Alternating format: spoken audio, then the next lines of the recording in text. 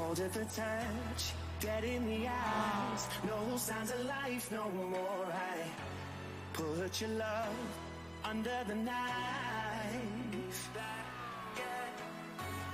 Leave me to die here all alone. No signs of life no more. No, a crying dove may never fly.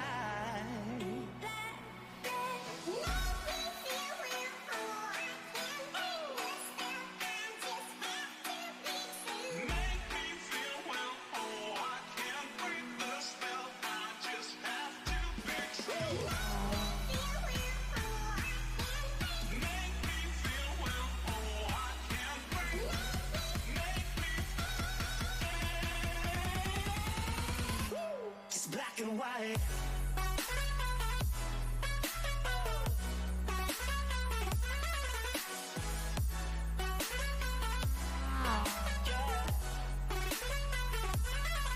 Black and white. Oh. Oh. Oh. Oh. It's black and white. Come on.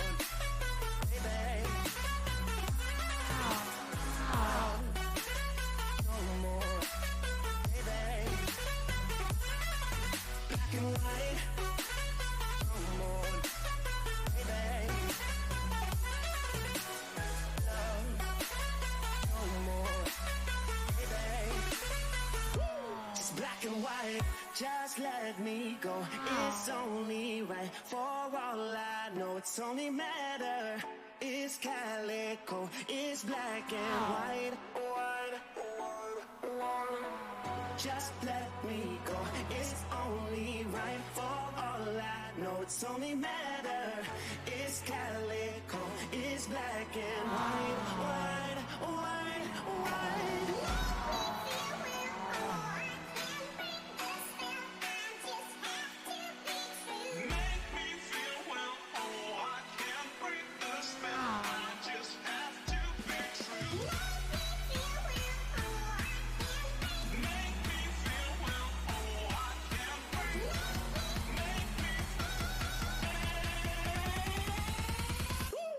Black and white.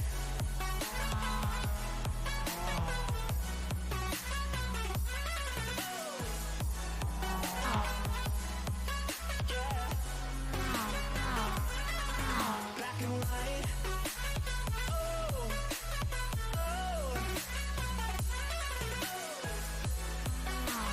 Oh. Oh. It's black and white.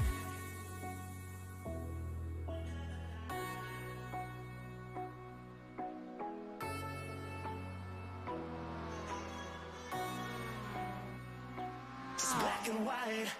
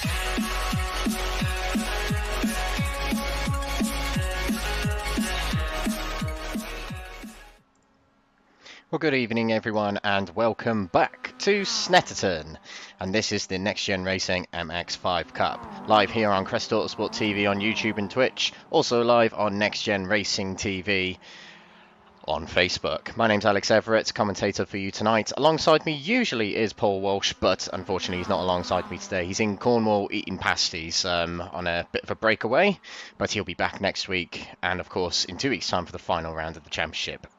3 rounds to go in this championship, kind of including tonight. Tonight is kind of going to work in a little bit of a different format. You might be a little bit confused by the title of the video saying round 8 at Watkins Glen, but we have got round 7 at Snetterton here, and of course we're at Snetterton right now. I'll explain that very, very shortly. But yes, we are here at Snetterton for the first race tonight, and then we're off to Watkins Glen later on today. So, to explain what is going on at the moment, it's usually a different intro to what we normally give on the broadcast here, but basically what happened last week is during our racing, iRacing decides to go down into maintenance. All servers were taken down just in between races 2 and 3. We were able to finish race 2, which was great. But we did 2 races here at Snetterton last week, and we couldn't even start race 3 last week due to the servers going down for maintenance by iRacing. So the deal was with the admins announced that we are going to do the 3rd race at Snetterton tonight, and then straight after the 3rd race here at Snetterton, we're going to go off to Watkins Glen. It's a very, very quick leap over the pond to Watkins Glen. Even Concord wasn't that quick. But yeah, we're going to be racing race 3 tonight at Snetterton. So a little bit of a recap of what happened last week before we head into the racing tonight.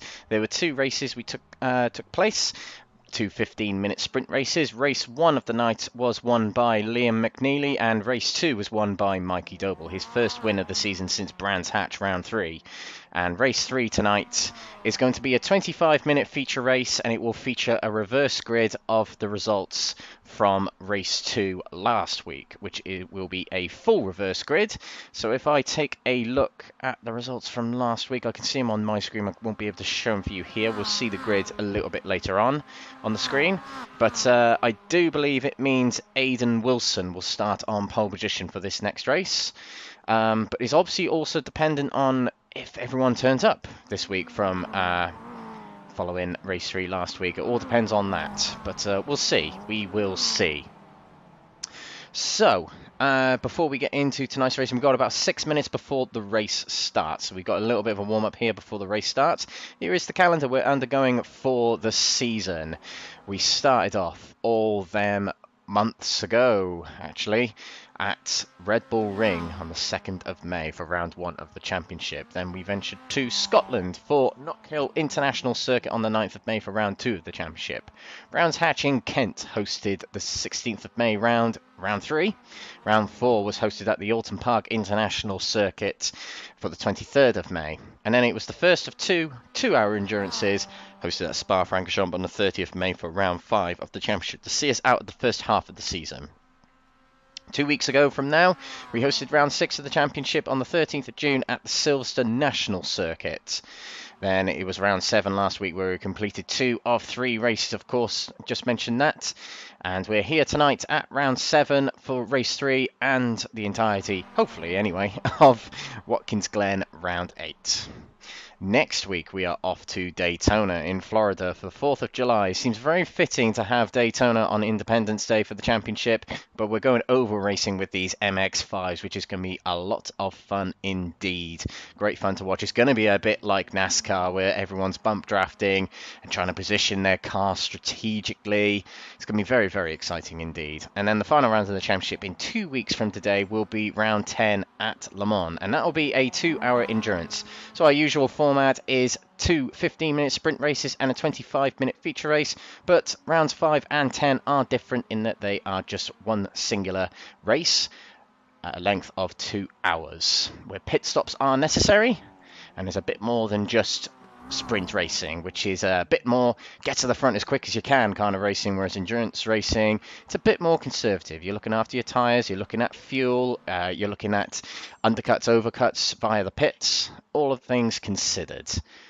Completely different style of racing, but that is the schedule we're going to go in for the season.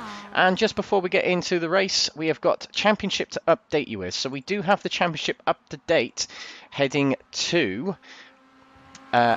after last 3 weeks round at Snetterton race 2. So this is up to date until now, so these will update. Hopefully, if I have time, I'll be able to update these after race 3 tonight.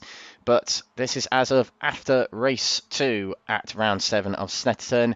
Liam McNeilly extended his lead in the championship. He was tied on points with William Chadwick, but William Chadwick did not have a good race 2. In fact, in race 2, William Chadwick finished 12th.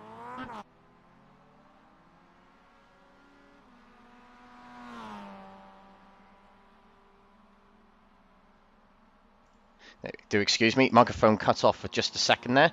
Yeah, just to repeat, Liam McNeilly did nearly get through from 15th on the grid to first, but he did in fact get to second. But it was a very, very good result for him. Mikey Doble in third place there did get a win in race 2 last time out, and he sits third in the championship. 39 points down from first place. He's got some work to do to get to the top to defend his championship. 3 times in a row he's been a champion. Can he make it 4? We'll find out in the coming weeks. Chris Dane's doing very well there in 4th place, trying to get up with the top 3 guys, but he needs drop rounds in his favour to get himself up there, but good results are helping him along the way. Dan Skinner in 5th position, followed by John Higgins Jr. 7th place to our league host and admin Jamie Dory, with Aidan Wilson in 8th position, Adam Delmont in 9th, and 10th place is Wayne Douglas. In the AM category championship, well, it's Sam Smith at the moment, nearly running away with it. 38 points clear of Lee Horne, but Lee Horne did have a very good round last time at Snetterton, I do believe. He had a win and a 3rd place, whereas Sam Smith got an 8th and a 4th place, so a much better round for Lee Horne, and he closed a little bit of the gap in the championship. Alan McCain took 3rd place from Nigel Stock in last week's round, but Nigel Stock very close behind there in 4th position. Jamie Nicholson in 5th position, with Paul Scott, defending AM champion, in 6th position. Michael Leese in 7th place, followed by William Foyle, who started the season late but has been climbing up the order, getting some very good results in. He sits 8th, and he could climb ever more as the season carries on. John Carlos Schooler in 9th place, and rounding off the top 10 is John Higgins Sr.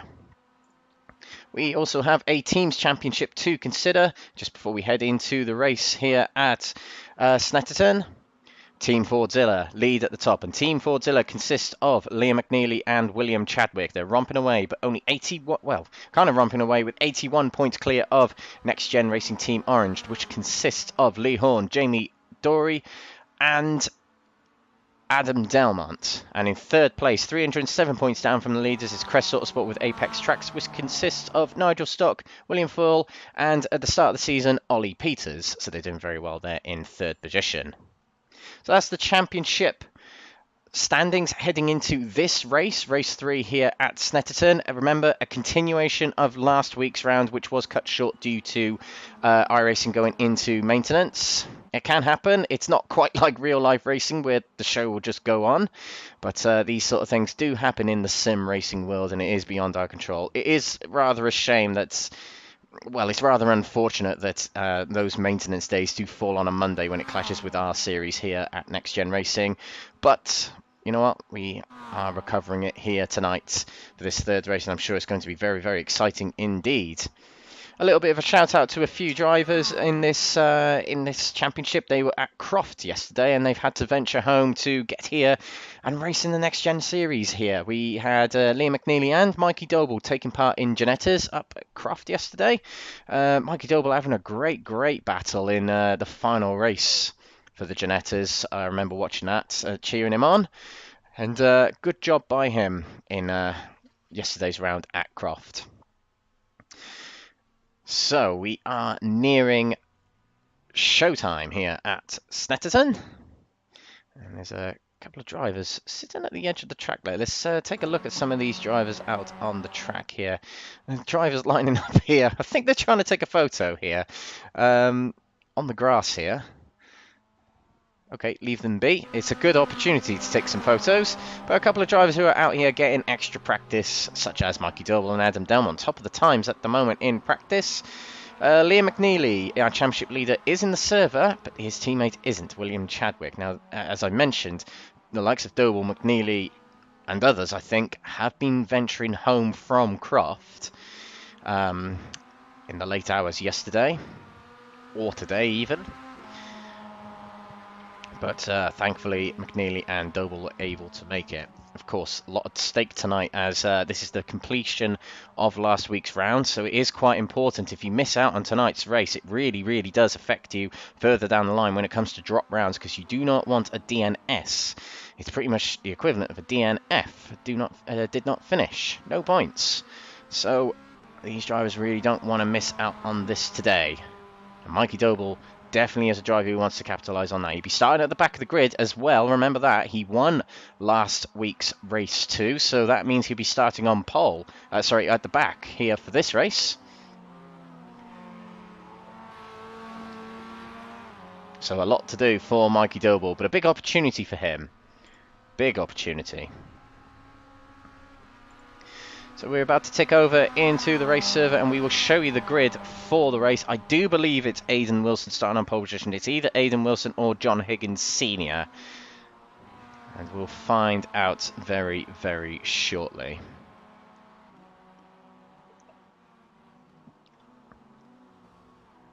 So here we go. We're about to tick over into our opening race of the night. We've got 4 races to watch tonight. A lot of racing to watch tonight. 50 plus 30 minutes of racing. So an hour and 20 of racing, purely racing. So here we are. It is John Higgins Sr. who will line up on the pole for this opening race of the night. Aidan Wilson will line up second position with William Fall in third place. Michael Leese alongside him in fourth. Paul Scott will line up fifth with Dan James in sixth. Nigel Stock lines up 7th with championship leader of the AM category Sam Smith in 8th position.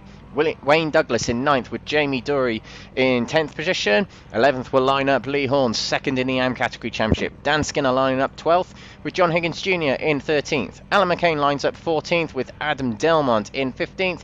Jamie Nicholson 16th. He was the winner of the AM category race 2 last time out. Nick Clibbins will line up 17th with 18th being Chris Daines. 19th will line up Liam McNeilly, who got 2nd last week and winner of race 2 last week. Mikey Doble will line up 20th on the grid. This is the Next Gen MX-5 Cup, race 3 of round 7. Resuming here, lights are about to go red and we'll get underway for this 3rd race of last week.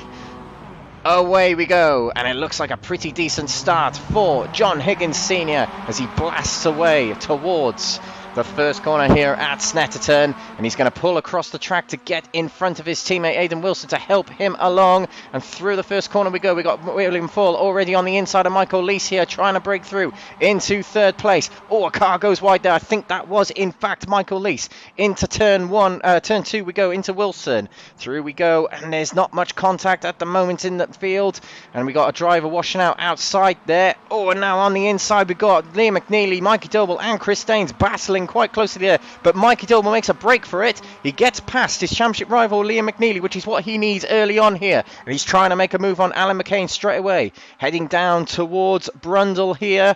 Into the corner goes John Higgins Sr. followed by Aidan Wilson. It's a very good start for William Ford there. He's looking to get up towards the HSR drivers right away. Going slow in the background there is Dan James, and that's a spin from Mikey Doble in the background there. Oh, and another spin from someone else. I think that's Alan McCain. Let's see what happened to Mikey Doble very quickly here. So going through Brundle here. Did someone hit him up the rear? Oh, I think it was Alan McCain. Yes, he did.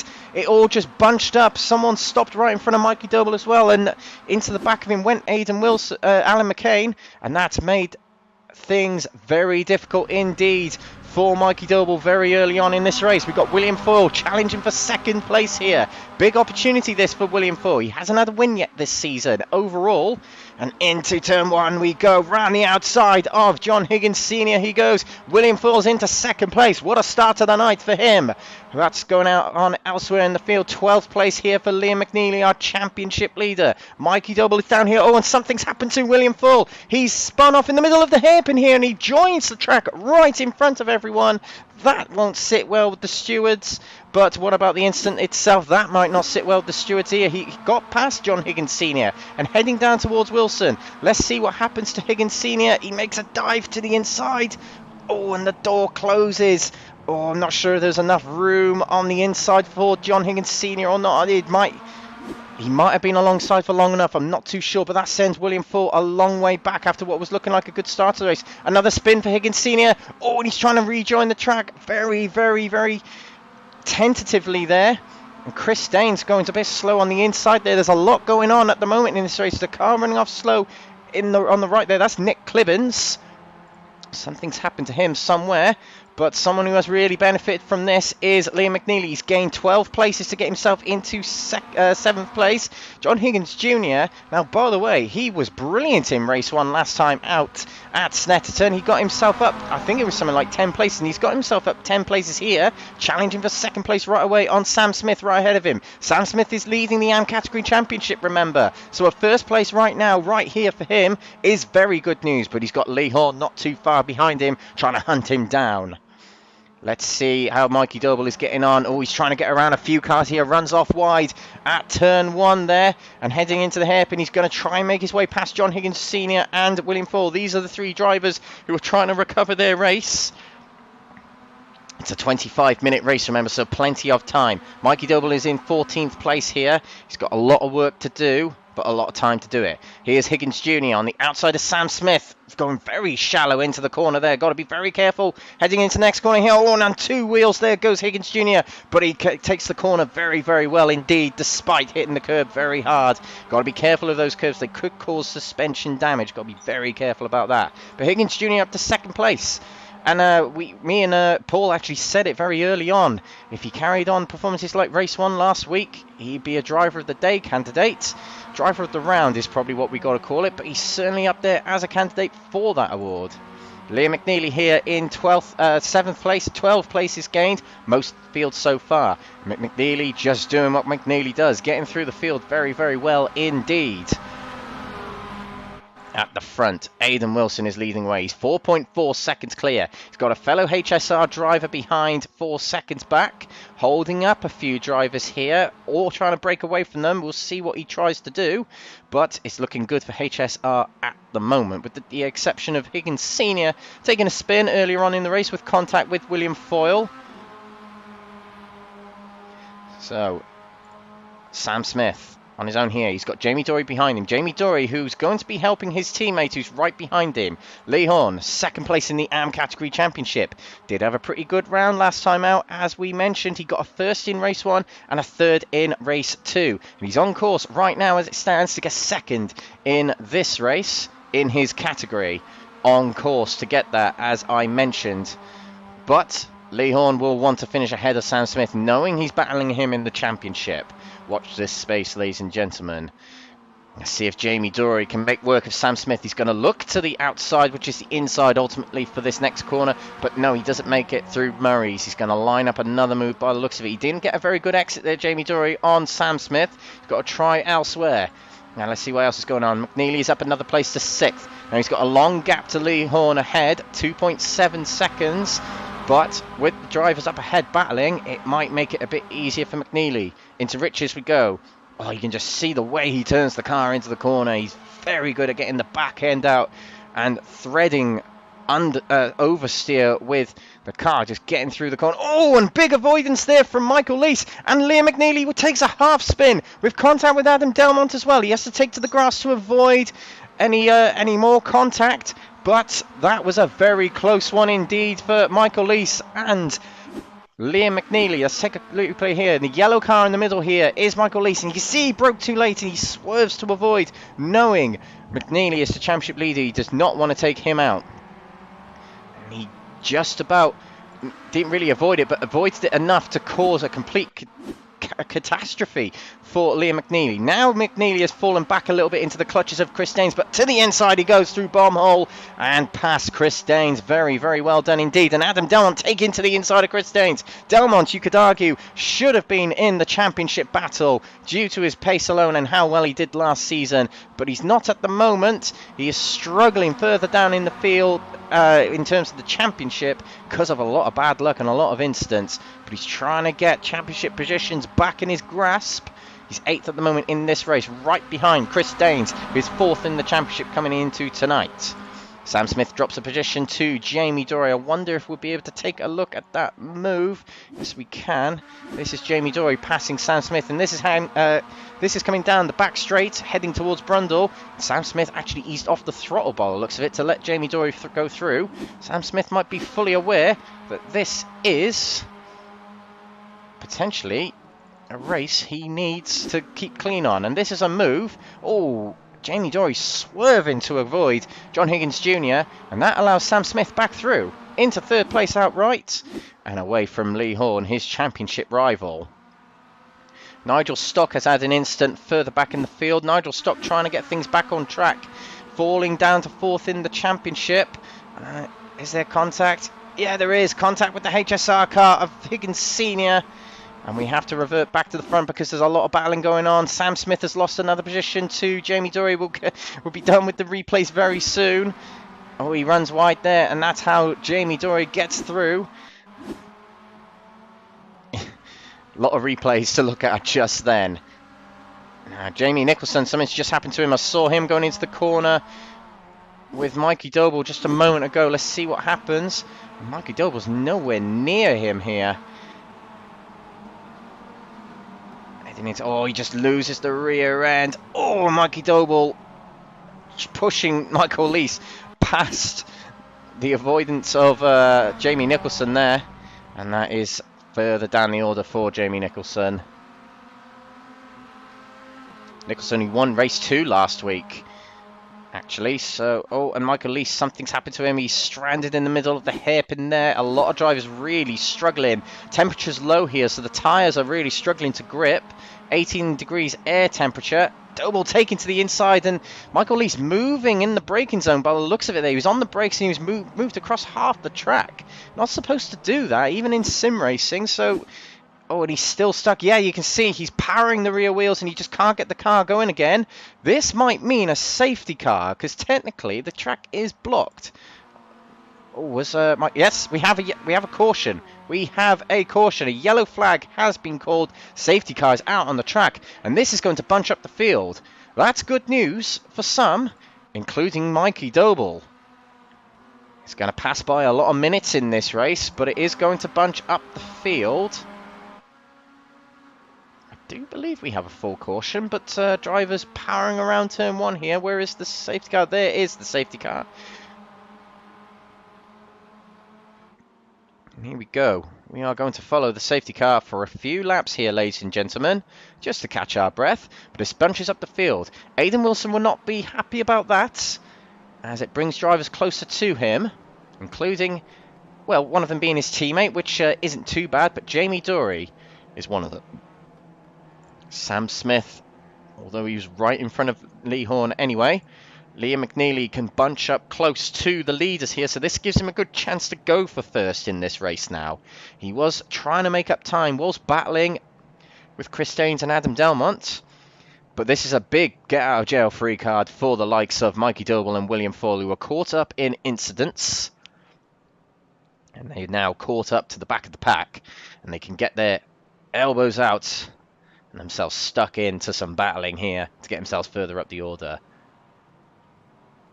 Quite a dramatic race so far. As I mentioned, there's a lot of drivers struggling with the tyres. The temperatures here, if we look at the track temperature, it's only 20 degrees. That's not much at all. And that's what these drivers are struggling with. The rear tyres are not going to grip so well on such a cold track. And you will see a lot of drivers swerving the car around here and braking quite a lot, because swerving the car around does scrub in the tyres. It doesn't necessarily warm them up as effectively as applying the brakes or as effectively as speed does. And the reason for that, well, the brakes, when they contract, it creates friction and heat. And of course, when you're going at high speeds, that's causing high revolutions and heat due to its spinning, which of course generates heat into the tyres. So you're going to see a lot of people stamp on the brakes here. That's what they're trying to do. They're trying to generate heat into the tyres. Into the pits there, we can see, goes Nigel Stock. And I think Nigel Stock's going to try and take a fast repair. I would think that taking on fresh tyres wouldn't be a good idea on a cold track like this, because you need to warm them up.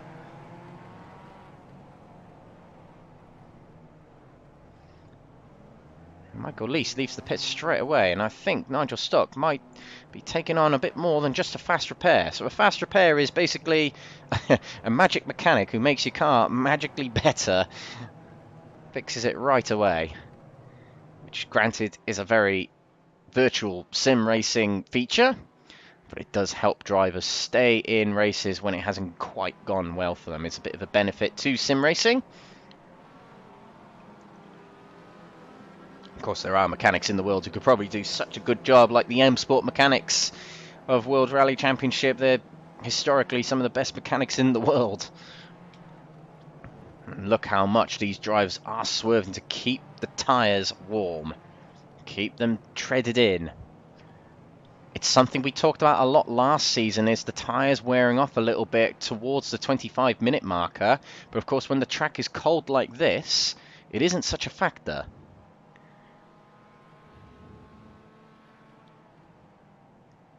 Take a look back here. We have got Mikey Doble moving across the track as well, and you can just see all the brake lights on the cars.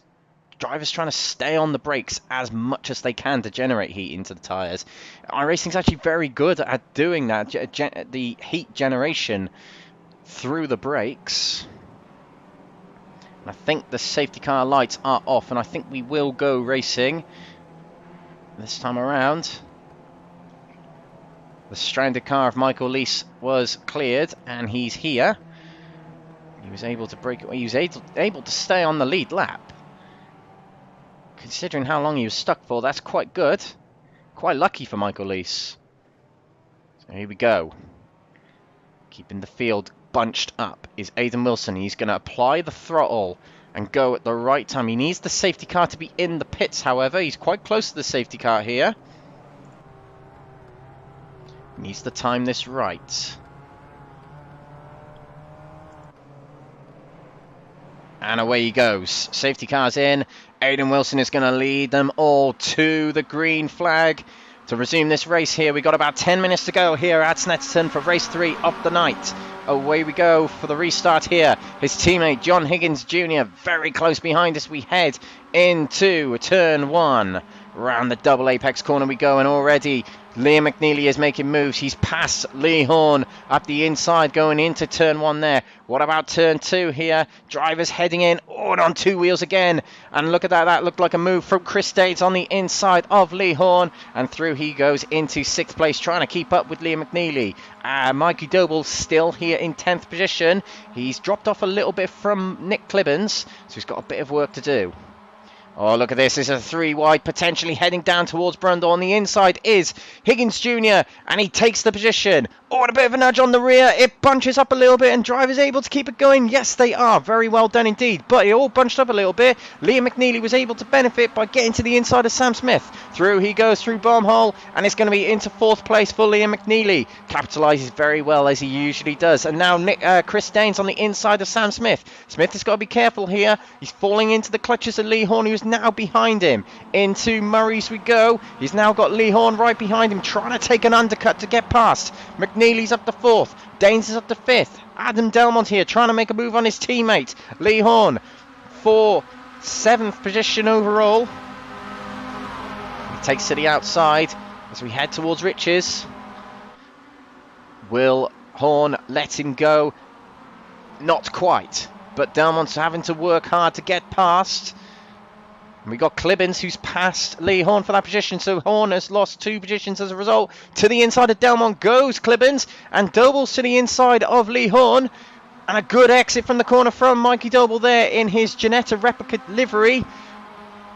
And he's going to try and make a move on Delmont. He's got his nose alongside. Delmont trying to close the door. Doble takes to the grass. Delmont is not giving up that space off the track. And Doble is almost forcing him to do so by saying, I'm not moving. Here we go into the corner. Oh, Horne and William Fall very close going into Brundle there. Both give each other respectful racing room. But Doble remains behind Delmont. He can't quite find a way past just yet. Let's move to McNeilly, who's gained on this top three here. Higgins Jr., as we saw, took the lead. 12 places gained for Higgins Jr. What a night he is having. He's been one of the most improved drivers of the season, in my opinion. Him and Nigel Stock have been among them. Oh, and Nick Clibbins is off the track here. Doesn't look like an incident. Looks like he's gone off himself. Yep, broke too late. Car goes sideways. Cold tyres, cold track. Oh, and he just about avoids Mikey Doble there. Mikey Doble has been very close to the source of drama in this race. And through into third place goes Liam McNeilly. Took to the inside of Jamie Dory and he's able to break it through. McNeilly is well and truly charging towards a first place in this race. He's got to fight with fellow pro drivers Aidan Wilson and Higgins Jr. ahead of him, who are granted going to gang up on him, being teammates and all. Jamie Dory is going to charge toward McNeilly, trying to get himself back in front. He's got a good slipstream here, has Jamie Dory. Can he get it alongside? Probably not in time. Into Brundle. The chicane we go. We've also got Mikey Doble making a move there on Adam Delmont, just outbroke him going into Brundle corner.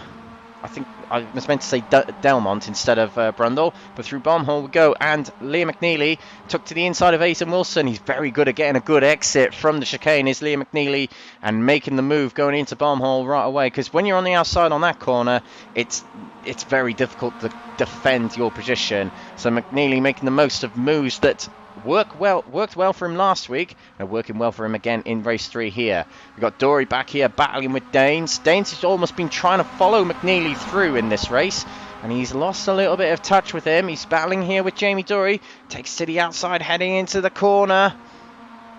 And that looks like a very good power around the outside for Chris Daines, but still battling with Jamie Dory as we head towards the hairpin later on the brakes. Well, it was Chris Daines ever so slightly. Chris Daines, who is running away with the LMP2 category championship in the Wednesday Proto GT League. And he's found his tune with the MX-5, a car that he's admitted he hasn't driven very much in his experience on iRacing. Of course, it's one of the first cars you will drive in iRacing as a rookie, and your initial subscription. So therefore it's a very popular car, and it's one where you learn your craft on iRacing, not just racing. Here we go, McNeilly is real close to Higgins Jr. Higgins Jr. had to work really hard coming out of Brundle to make sure that McNeilly didn't make too much of a run on him going into Bombhole. Higgins Jr. powers through Murray's. Very good corner indeed. This might be one of the most difficult overtakes of the race for McNeilly, up 17 places, and this might be one of the trickier ones to get past Higgins Jr., who's been brilliant in this meeting. Oh, and I think McNeilly's taken to the inside. Yes, he is. He's blinking in and out, and through he goes. Well, I said it was going to be difficult. Not too difficult, it seems. McNeilly was able to get a good draft, a good slipstream, and to the inside at turn 1, he makes it through into the first spot. 18 places gained from a starting position of 19th for McNeilly. Job well done indeed. It's not over yet. He still has the race to complete here, but he's breaking away from Higgins Jr. already.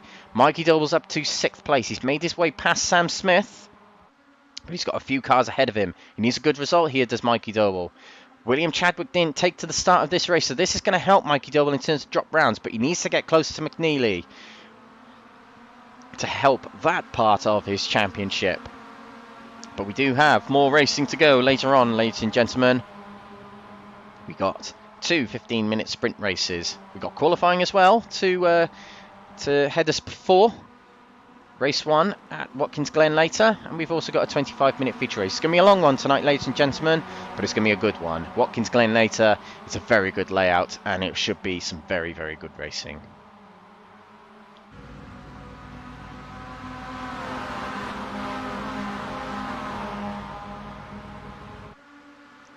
Chris Danes taking to the inside of Aidan Wilson here.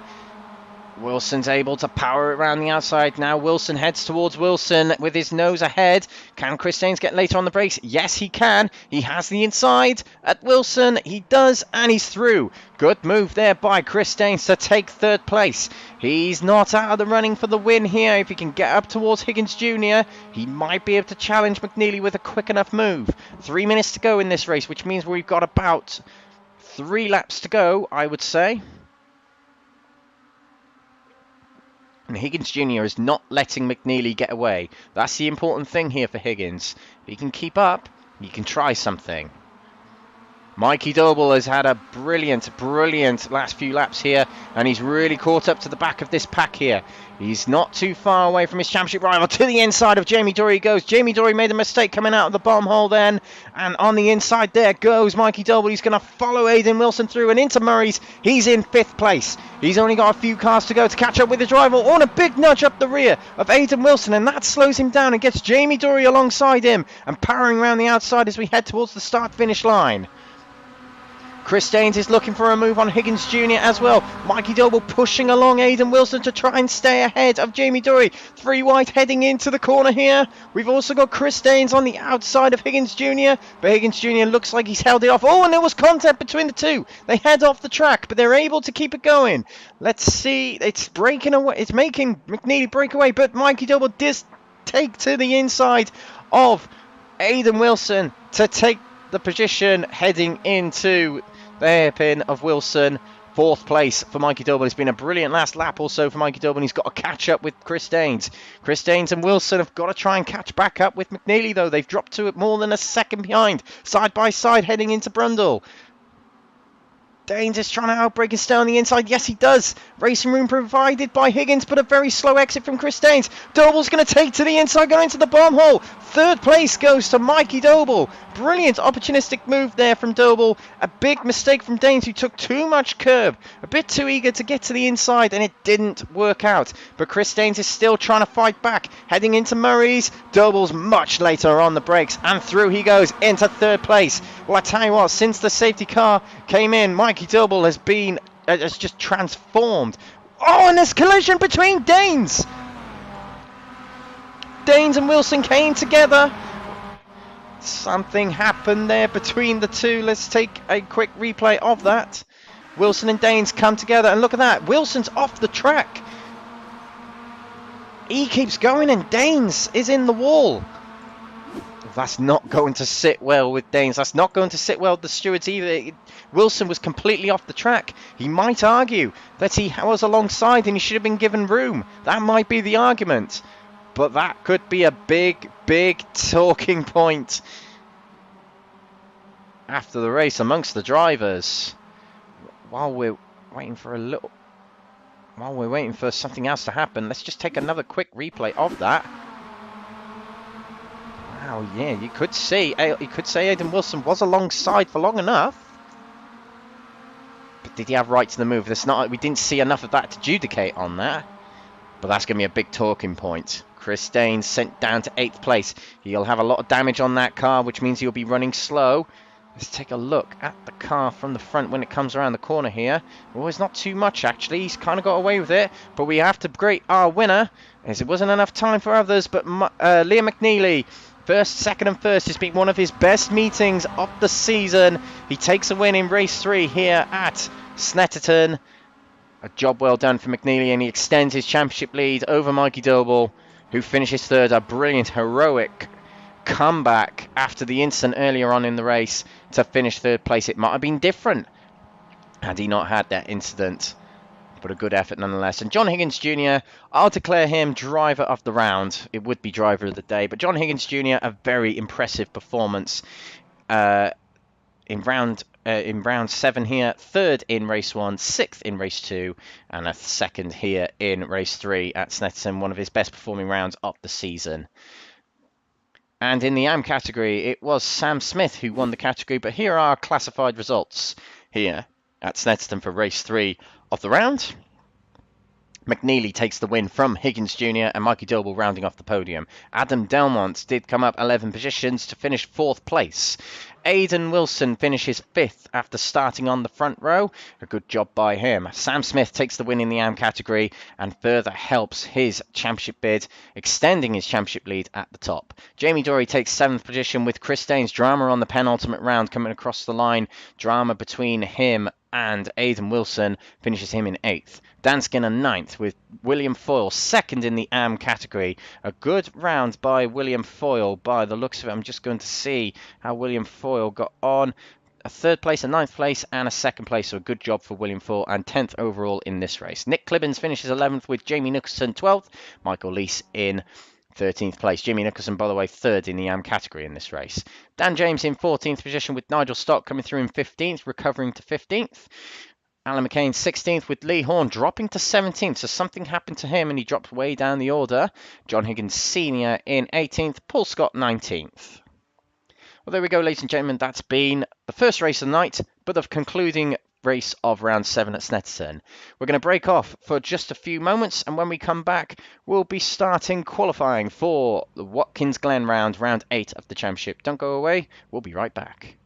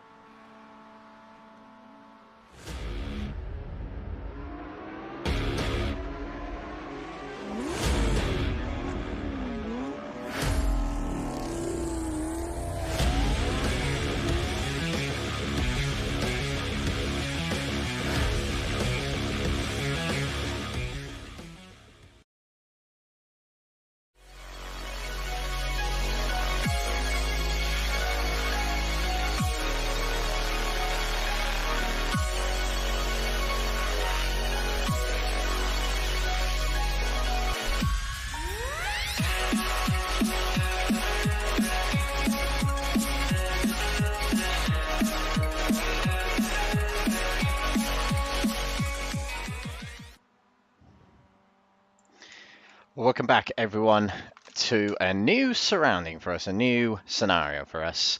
Here we go. This is the Next Gen Racing MX-5 Cup Round 8 at Watkins Glen.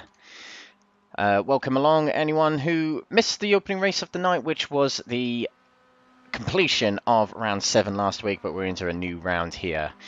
And basically what the drivers are used to every week, starting a new track, starting a new round of the championship.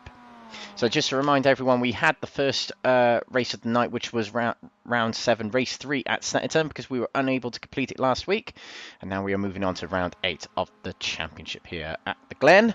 So the Glen, what a fabulous, fabulous track this is one of my favourite tracks in the world, personally. Nicknamed the Glen, and I think that was one of its original names. But Watkins Glen is where it is in the northeast of USA, in the state of New York.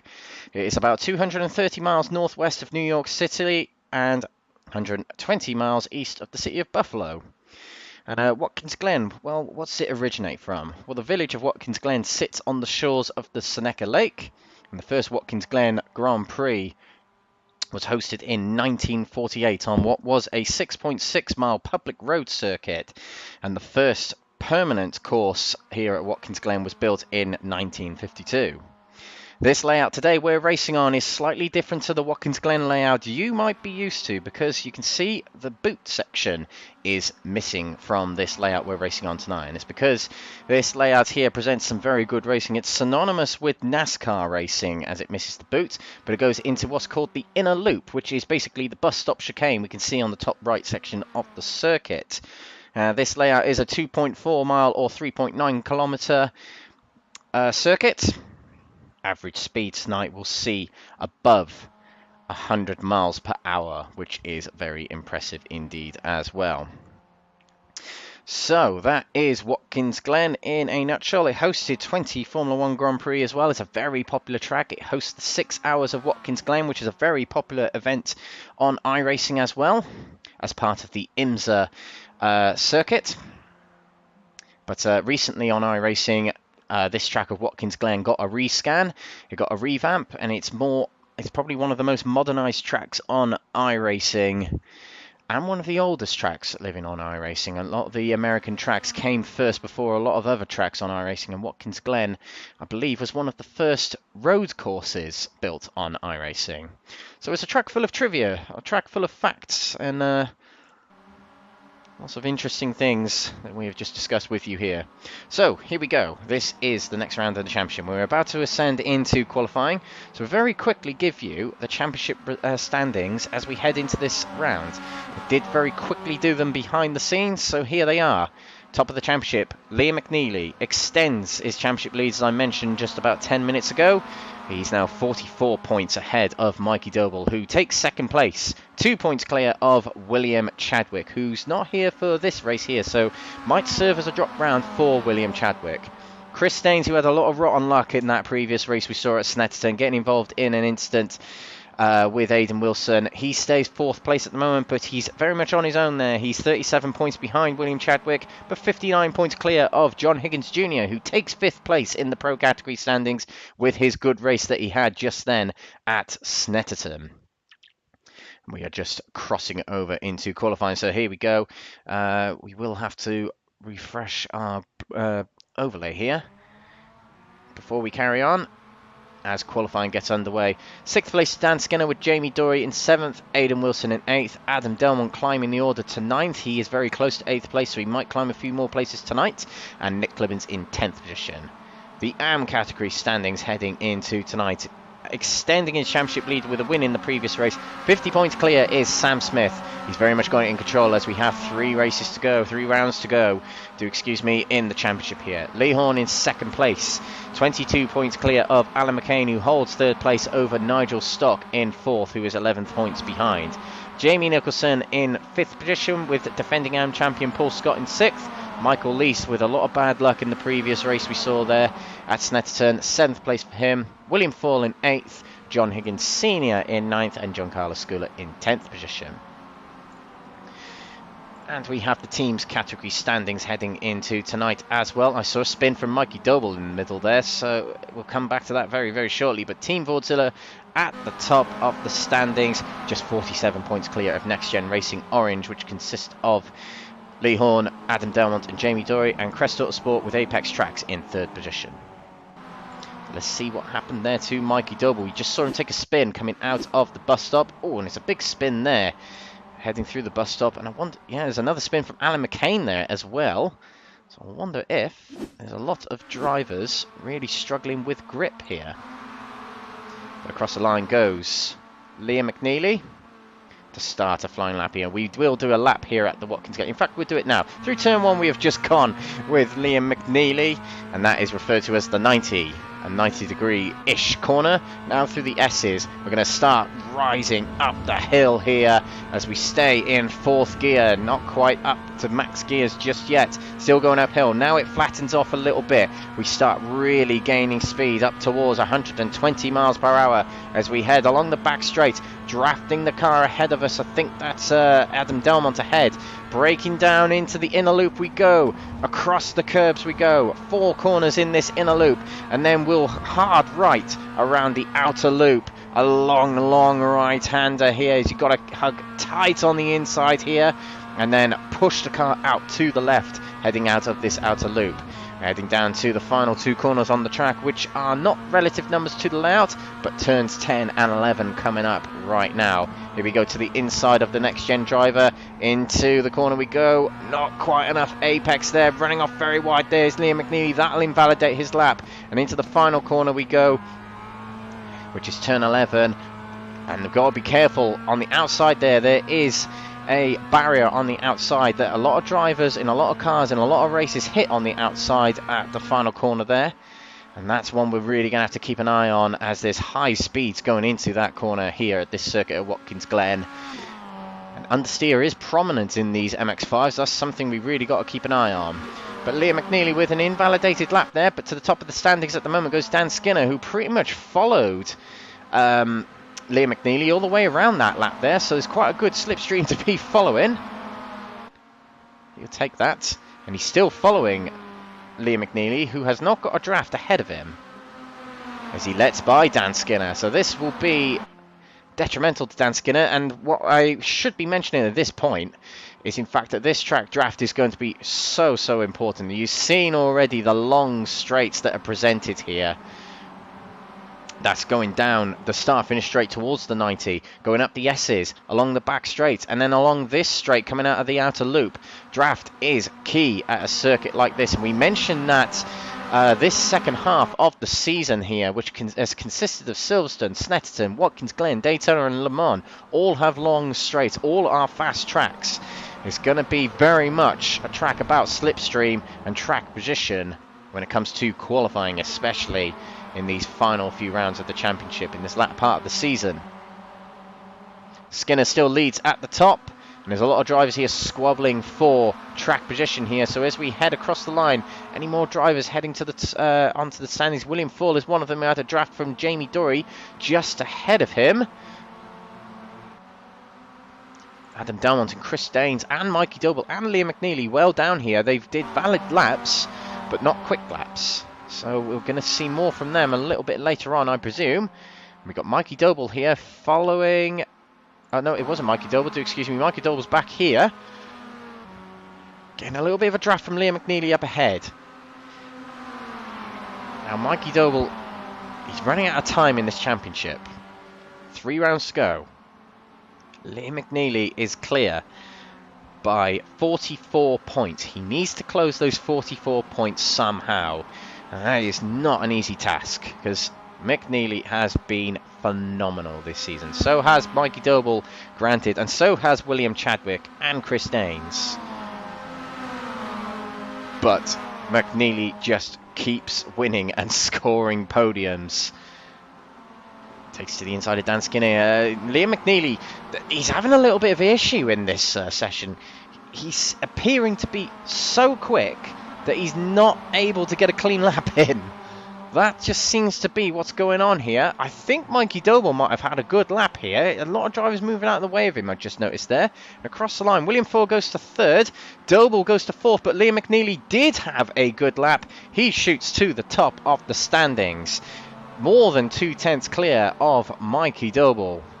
Down here in 4th place. Nick Clibbins put himself into 3rd place, getting a draft off the back of Mikey Doble there. Of course, you know what they say, when you're the car behind, you're quicker than the car in front, if you can keep up with them. That is the old saying. We are going to see a lot of shuffling of the standings here in qualifying. There's going to be a lot of drivers getting good slipstream opportunities at different points in this qualifying session. That's what it's going to be all about here, is just latching onto the back of someone who is either quicker or around about the same pace as you. You do not want to find yourself in a situation where you're catching up with a driver too quickly and you're stuck behind them. Doble goes very wide coming out of the outer loop there. That'll be invalidated lap. Also going wide there was Liam McNeilly. Let's see who else is on a good lap round here at the moment. I've just noticed a driver that's come into the server that we haven't actually seen in the championship yet this season. Luke Bennett joins us, and he raced with us a couple of times in the Legends series, I remember. So welcome back to Luke Bennett. Big welcome back. Very quick driver, so he's one we're probably going to find towards the front, and he's already established he wants to latch on to the back of Liam McNeilly here. Top of the stands at the moment is Liam McNeilly with Dan Skinner in second, and Chris Staines has put himself into third place. He's working together with his teammate by the looks of it there, Dan James. Dan James is getting a draft as well from a HSR car. He's got to move out of the way quickly, otherwise the inner loop, yep, it's going to be slowing down for these Verano Motorsport drivers. And that cost them a lap then. The HSR car not moving out the way. At the top of the AM category standings, it's very close between these three here, but it's William Foyle, Jamie Nicholson, and championship leader Sam Smith. William Foyle latching onto the back of Mikey Doble there and going very sideways through the inner loop there, trying to get himself good slipstream here. He's going to be getting a good one here. Oh, Mikey Doble running very wide coming out of the outer loop there. He's trying to find his limits on that corner, I can tell that. But we are over halfway in this session. Drivers really want to be getting those laps in sooner rather than later, because you never know what lap is going to get compromised on a track like this.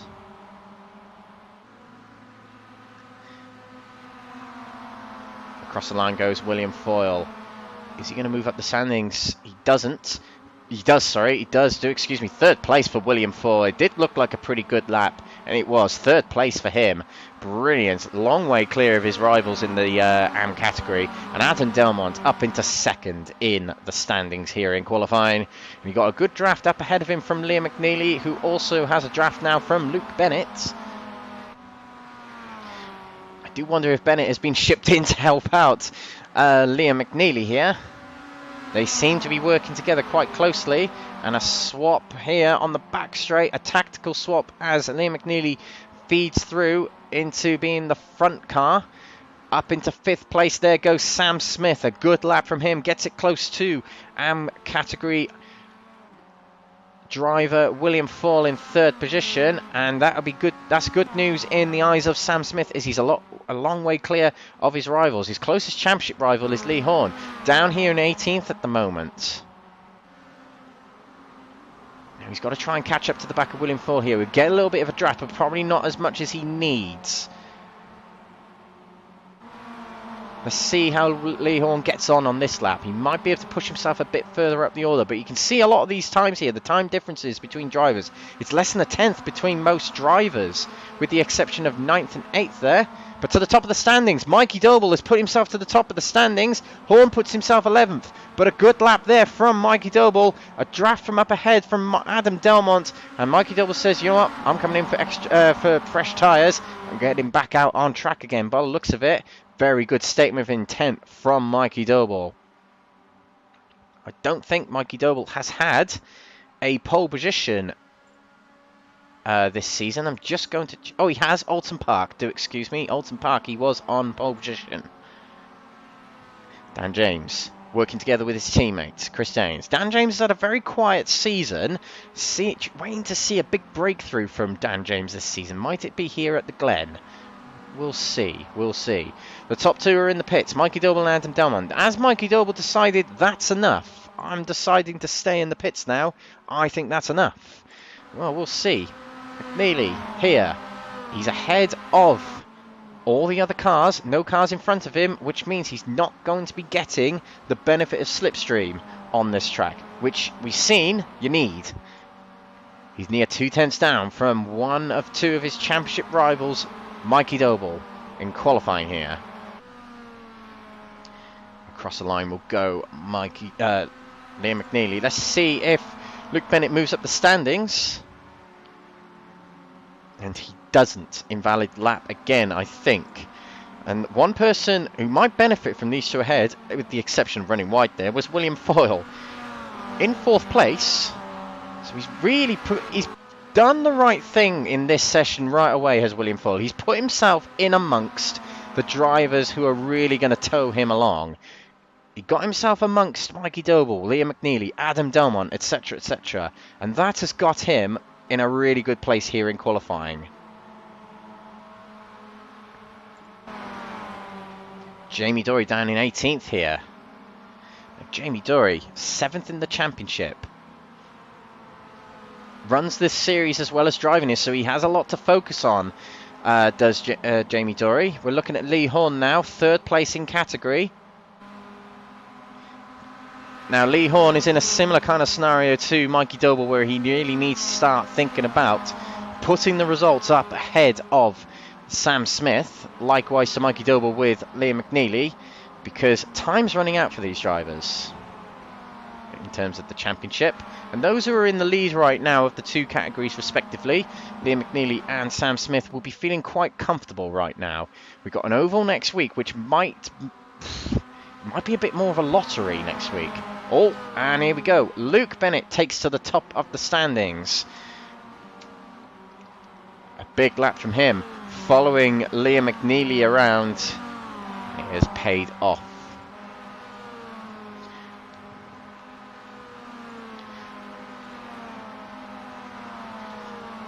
Big lap there from Bennett. Knocks Mikey Doble off the top spot, who is back out on track. He's going to try in these final minutes. He'll only have 2 laps, but he's got a HSR car ahead of him. That is John Higgins Sr. up ahead of him.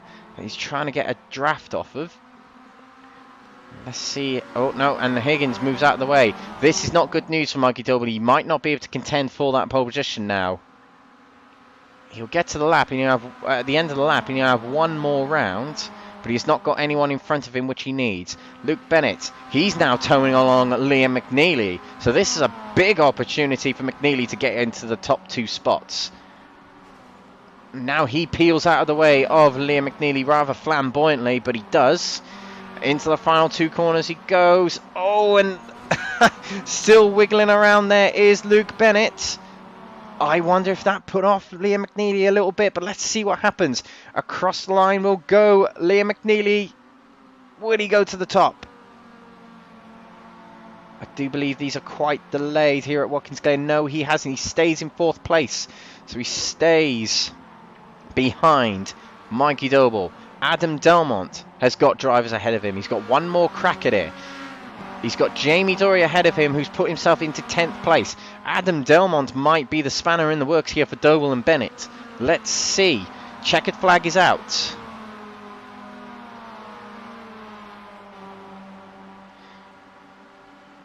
James Warrior will be the first driver to cross the line. No, he won't. He will head to the pits.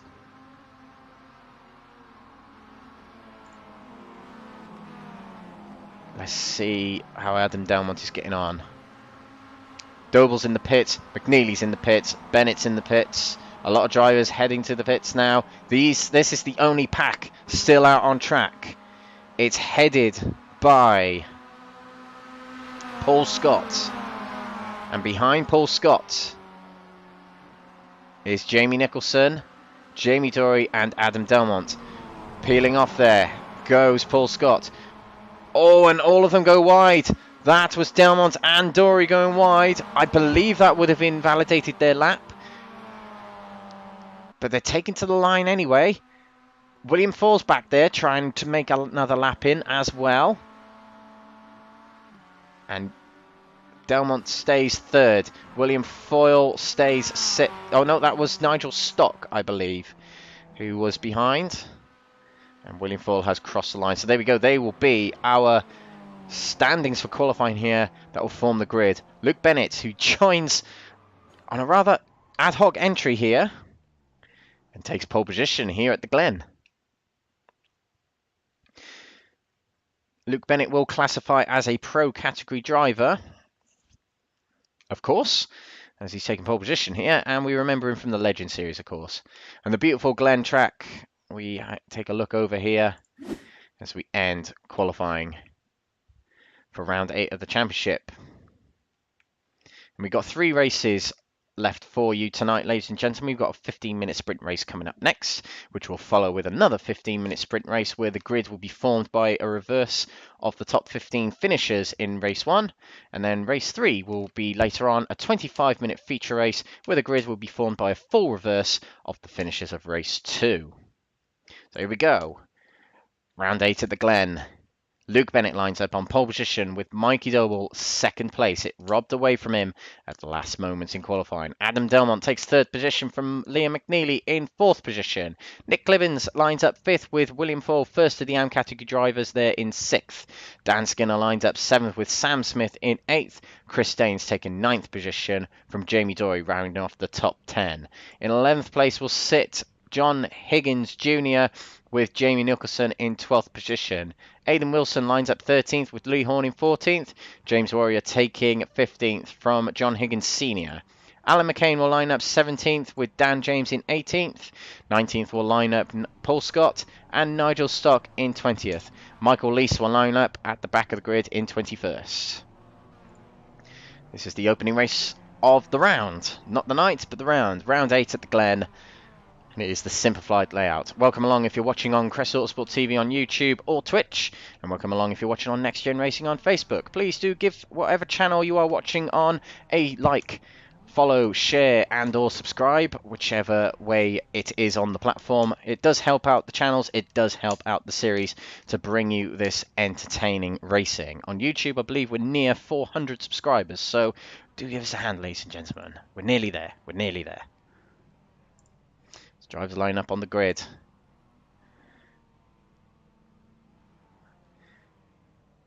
And we can see Go Bowling line astern on the billboard in the back there. I don't think bowling is a terminology or an analogy you want when you're heading down towards the 90 here at the Glen.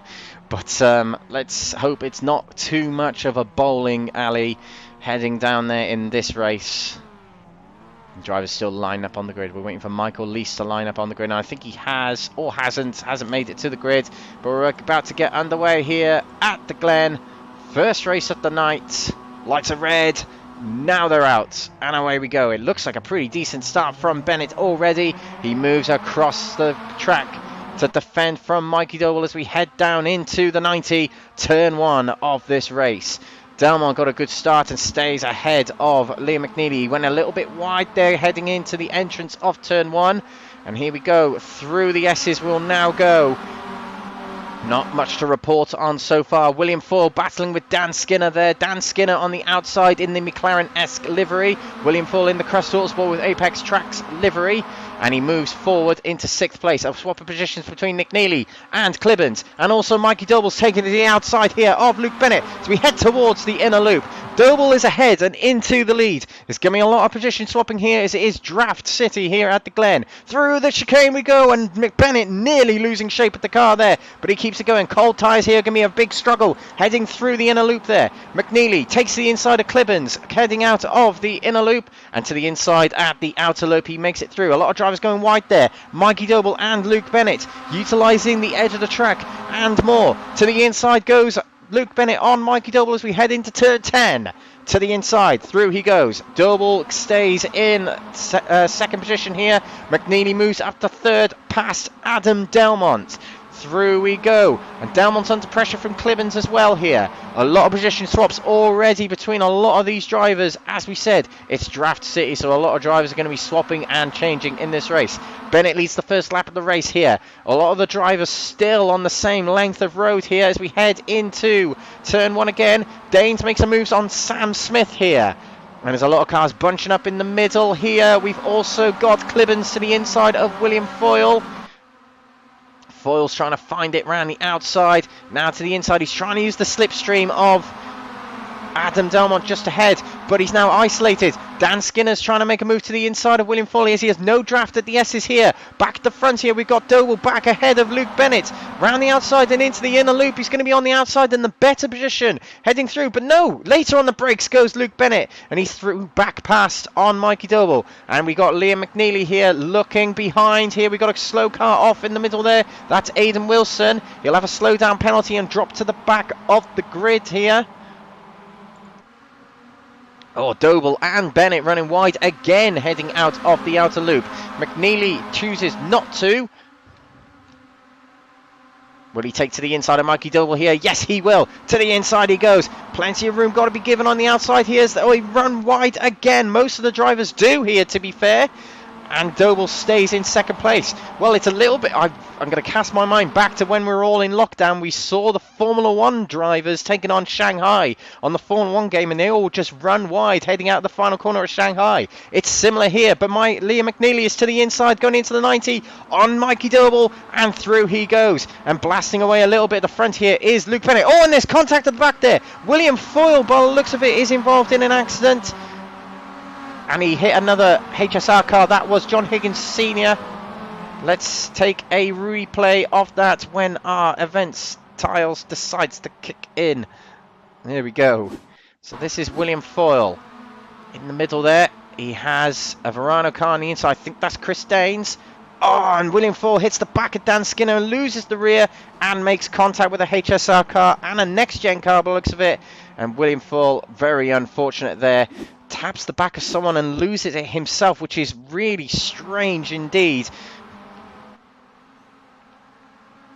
Biggest mover of the field, Nigel Stock, 8th place is gained to 12th place. So William Foyle of Team Crest Autosport with Apex Tracks falls down the order, but Nigel Stock is gaining through the order, picking off one place at a time. He's got a long way to go to catch up with more cars here, but there's a crocodile of cars here, stretching as far back to 8th place. Chris Daines here. McNeilly up 2 places. He's caught back up to the back of Luke Bennett as he ends another lap here at the Glen. Mikey Doble, what can he plan here? This is that part of the race where drivers know where the moves can be made and where the moves can't be. And they'll plan where the moves are going to be best to keep themselves in the lead position on that final lap when they do make that move. That's what they'll be planning at this point. That's what they'll be teasing with these drivers. It's a little bit of to me, to you. In this, they'll be swapping positions to sort of say, nope, you lead. No, I'll lead. A lot of stuff going on like that. Mikey Doble with a big run to the outside here. 3 wide heading towards the bus stop here. McNeilly backs out. And Doble, can he make it 2 into 1? Yes, he can. Through into the lead he goes. Good move. Oh, as he gets very out of shape. But he's able to keep it going. Bennett back to the inside. He nips it to the inside. Hugging it tight on the inside. Coming out of the inner loop. Now to the outer loop. Doble is on the outside. He's got to keep it away from the rear bumper of Luke Bennett. Wide again. 3 wide again as we head down the back straight here.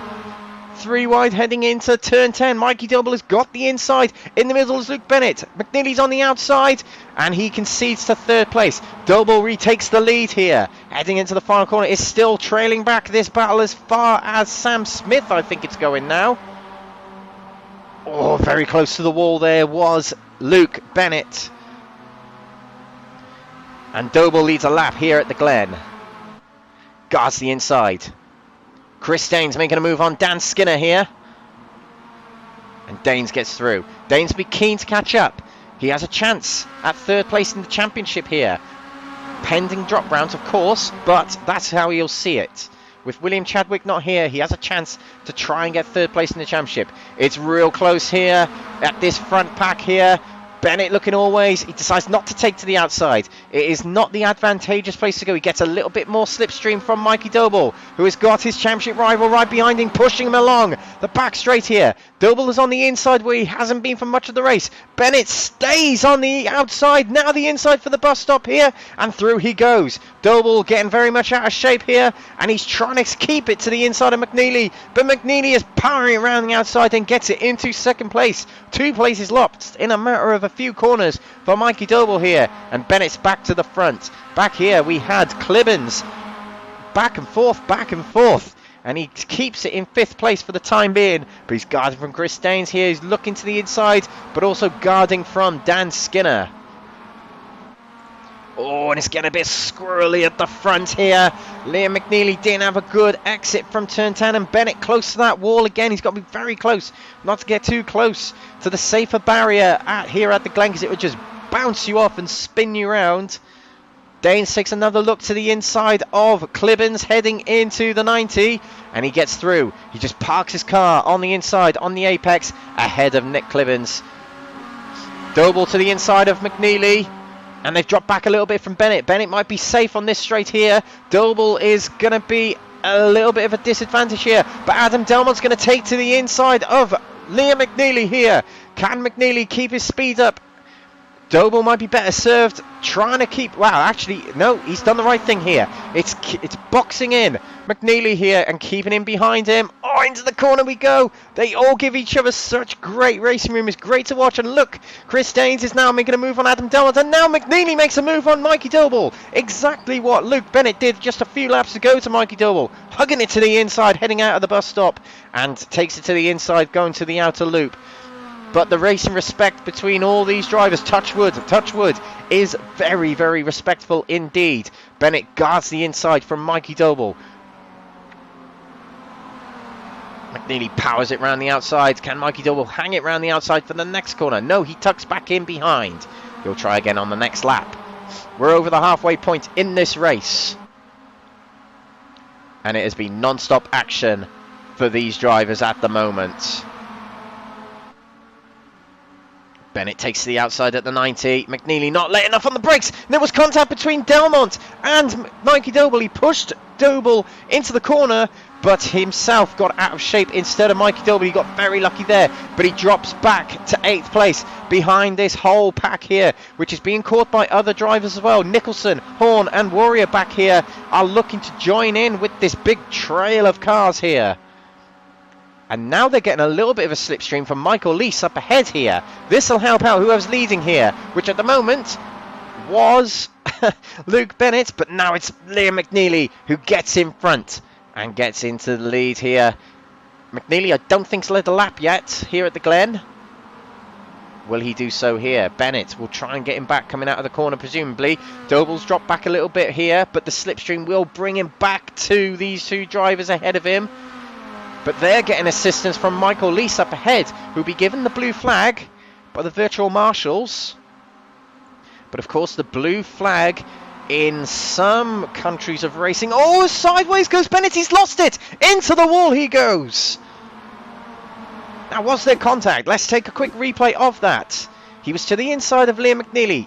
Through he goes. No contact. It just steps out as he comes through the corner. Oh, and McNeilly was so lucky to avoid that. He hugged it a bit tighter to the inside to avoid what he saw was the spinning Luke Bennett there. And he's out of the race. That gives Doble a clear chance to have a go at McNeilly. But Chris Daines, what a race he's had. 6 places gained. And he's now in the running for the race win here by the looks of it. Michael Leese is still helping these three along. He takes to the outside and now he lets them go. But yeah, I was saying about the blue flags, they're not obligatory to get out of the way. It is informational to let you know that the cars a lap ahead of you are trying to pass you. Doble takes the lead again. He had a little bit of help from Chris Daines pushing him by. But Chris Daines will probably be more on Mikey Doble's side than he will Liam McNeilly's side. Because if he can get Doble ahead of McNeilly, it stops the point scoring more so for McNeilly. Daines always trying to take to the inside of Mikey Doble. That had been a very ambitious move indeed. But Doble guarding the inside here. Round the outside goes McNeilly. Can Doble keep it to the outside? Heading into the final corner here. No, he gives in. And Daines sneaks through into second place. 7 places gained for Chris Daines. And back here we've got the two SimTech Excite iRacing drivers. Primarily Excite, I believe. But it's Smith versus Clibbins. Smith at the top of the stands here. But Daines takes to the lead. Oh, he understeers a little bit going through the 90. Oh, and a big nudge at the rear from Mikey Doble on Liam McNeilly. And that pushes McNeilly back through and into first place. Brilliant battling here from these three drivers. McNeilly back in the lead. Doble on the outside of Daines. Now to the inside as we head through turn 4. Doble pushing his championship rival along with another one of his championship rivals on the outside. Doble, all he can do is just push along at McNeilly and hope there's a mistake from him. Daines takes back into second place. He was able to keep a good line going into the bus stop. Oh, and Doble trying that move that McNeilly did on him a few laps ago. Not able to make it though. That was a good bus stop chicane there for McNeilly as he's blasted away from these drivers here. heading wide. Most of these drivers over the track limit and more. Stewards might be thinking about that and might be thinking about bulleting to the drivers to tell them to not do it. But I'm not a steward, I'm not an admin, I don't know what they're thinking. That's just a informal suggestion. Now this battle is now stretching far, far back. It's technically Warrior's not really a part of this battle, but he's close. He is close, and he might be able to get involved in this battle if it bunches up ever more. But there's less than a second between all drivers across the top 10. Skinner moves ahead of Delmont. Sam Smith moves ahead of Delmont. Sam Smith's dropped back a little bit here, but he's still first in category. But now he's got Jamie Nicholson gaining on him. Back at the front. Danes pushing along. McNeilly to the inside at the inner loop he'll go. The better line to have. And through he goes. McNeilly settles behind. Danes takes the lead again here at the Glen. Oh, and to the inside goes Liam McNeilly. And Danes trying to cover it off. There is contact between the two. Danes goes off the track. That was very close indeed between the two. We'll see if we can get a quick replay of that in a little bit. Mikey Doble's making a move, however, for the first place. Takes to the inside and through he goes. We're going to get a quick replay of that between Chris Danes and Mikey Doble. I might have clicked on the wrong one there. Yeah, let's have a look at a bit further back. Here we go. Into the inner loop we go. Danes moves ahead in the yellow car there. And then just watch Liam McNeilly there. Power it through the second corner. And then he's going to swap to the inside here. But Danes knows he's coming. Oh, McNeilly was on the inside, but was he enough on the inside? That's the big question. Danes drops down to 90. He's still in touching distance, but it's a lot of work to do in such a small amount of time. Doble leads here. Next time they cross the line, they'll see the white flag, which indicates the final lap of the race. Doble swaps to the right side, forcing McNeilly to take to that left side. Behind Doble is the number 13 car of Nick Clemens, who decides not to bump draft. He moves to the inside. He wants the win in this race. It's 3 wide heading into the loop. Mikey Doble gets as close as he can to Liam McNeilly, but he backs out of it. Through into the lead goes Nick Clemens. What a move from the Excite Racing driver. Can Clemens win this race? He hasn't won a race yet this season. But when they get to the line, there'll be one more lap to go. Actually, no, there won't be. This is the final lap. Do excuse me, ladies and gentlemen. This is the final lap. Clemens has made a big move to try and make it.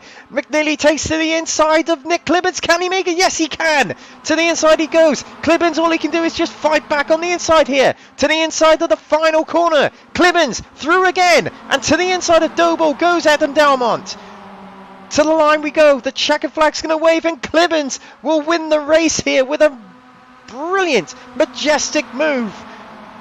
Heading into the bus stop to take the lead in the dying moments of the race.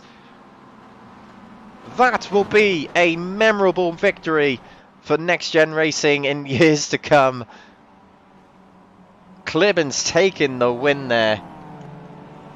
Just incredible. And Sam Smith taking the win in the AM category, extending his championship lead. Oh, do excuse me. I've been waiting to blow my nose all race. I just haven't had the chance. Right, let's take a look. We might want to go a little bit further back than this. Let's go even further back. So that might be too far back. Right, we're trying to find the right spot here. Here we go. Here we go. Right, McNeilly guards the inside at the S's, but then swaps left. That allows Clemens to take to the inside. Get a big draft here from Mikey Doble, who's only focused on his left. But then he allows the right side open to Nick Clemens there. Doble's trying to get as far out as he can to try and make a wide berth into the corner, but Mikey Doble thinks, you know what, this might end in tears. I'm going to let it go, but it doesn't. Clemens makes it through very well indeed. But then it's the corner following this where Clemens just powers it round. Now I want to see if both of these drivers at the front ran off the track limits, because if they both did, it's fair enough for Nick Clemens. To the inside goes McNeilly, a bit of a dummy here. Clibbins hangs it round the outside. Oh, they both do run off wide. But Clibbins hangs on to the inside, and Delmont tries to sneak through on Mikey Doble, but Doble gets a good exit and manages to stay ahead. And a very close finish in the end between Clibbins and Liam McNeilly. What a finish that was, though. And here are the results of that race. A classic in my eyes in the books of Next Gen Racing. Nick Clibbins takes the win, his first win of the season, and I think his first win in Next Gen Racing. Liam McNeilly takes second place, extends his championship leads, remember, ahead of Mikey Doble. Fourth place, just missed out on the podium, was Adam Delmont. Dan Skinner in fifth position, followed by Sam Smith. And the top six separated by less than 3/4 of a second as they cross the line at the end there. That's Watkins Glen Cup layout for you, ladies and gentlemen. Sam Smith, by the way, taking the win in the AM category. Second in the category of AMs, but seventh overall was Jamie Nicholson with Chris Daines. An incident between him and Liam McNeilly sent him down the order into 8th place. James Warrior takes 9th position and rounding off the top 10, and third in category, Lee Horne. Aidan Wilson 11th from 12th position, Nigel Stock. Nigel Stock, I think, climbed the most positions of 8 positions. Yes, he did. And 6 places gained for Paul Scott to finish 13th, excuse me. Alan McCain 14th, and reverse grid pole will go to Jamie Dory for finishing in 15th position. 16th to John Higgins Jr. with William Foyle taking 17th. John Higgins Senior takes 8th position with Michael Lease a few laps down, 1 lap down to, 3 laps down in 19th position. Luke Bennett taking 20th, a DNF for him due to his crash coming out of turn 10, and Dan James in 21st. There we go, ladies and gentlemen. That's been the opening race of the round here at Watkins Glen. We've got race 2 coming up very, very shortly. Another 15-minute sprint race. Don't go away, ladies and gentlemen. We'll be right back.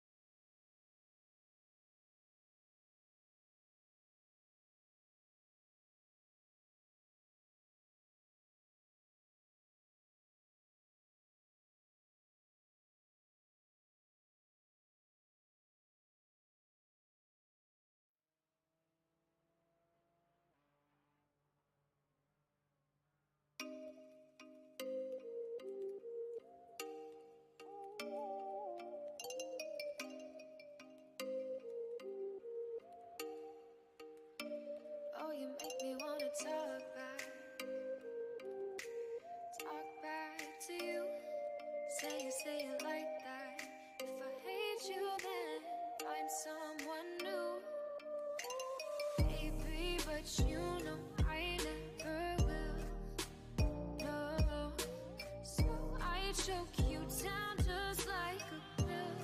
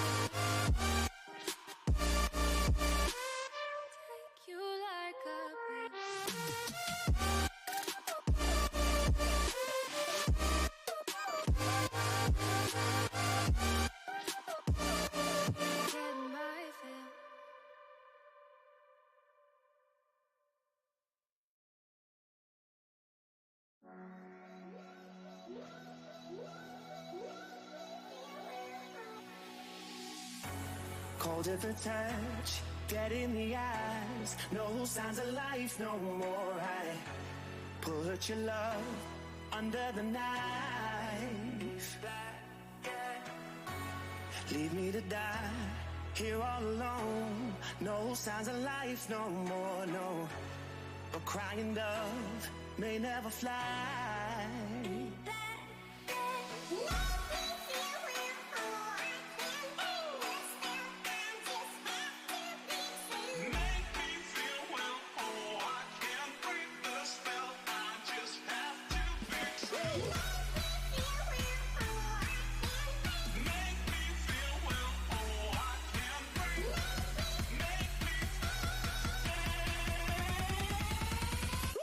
It's black and white.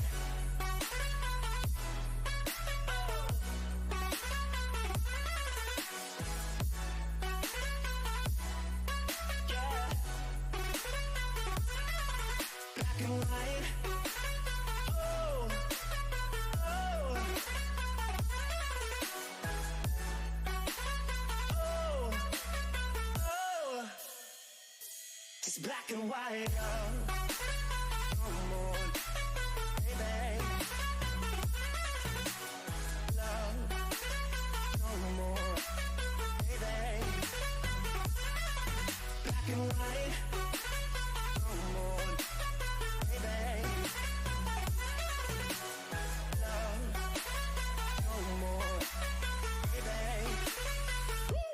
Black and white, just let me go. It's only right. For all I know, it's only matter. It's calico, it's black and white. Just let me go. It's only right. For all I know, it's only matter. It's calico, it's black and white. White.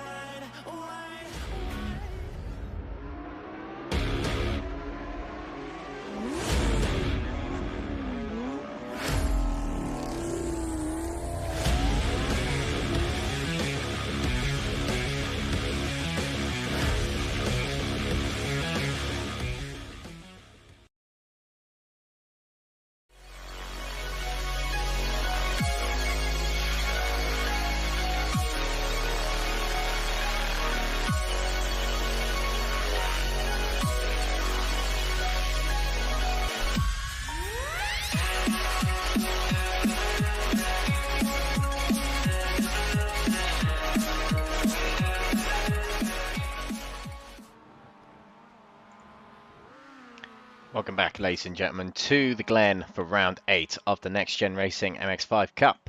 My name's Alex Everett, your commentator tonight on behalf of Crest Autosport here on YouTube and Twitch, as well as Next Gen Racing TV on Facebook.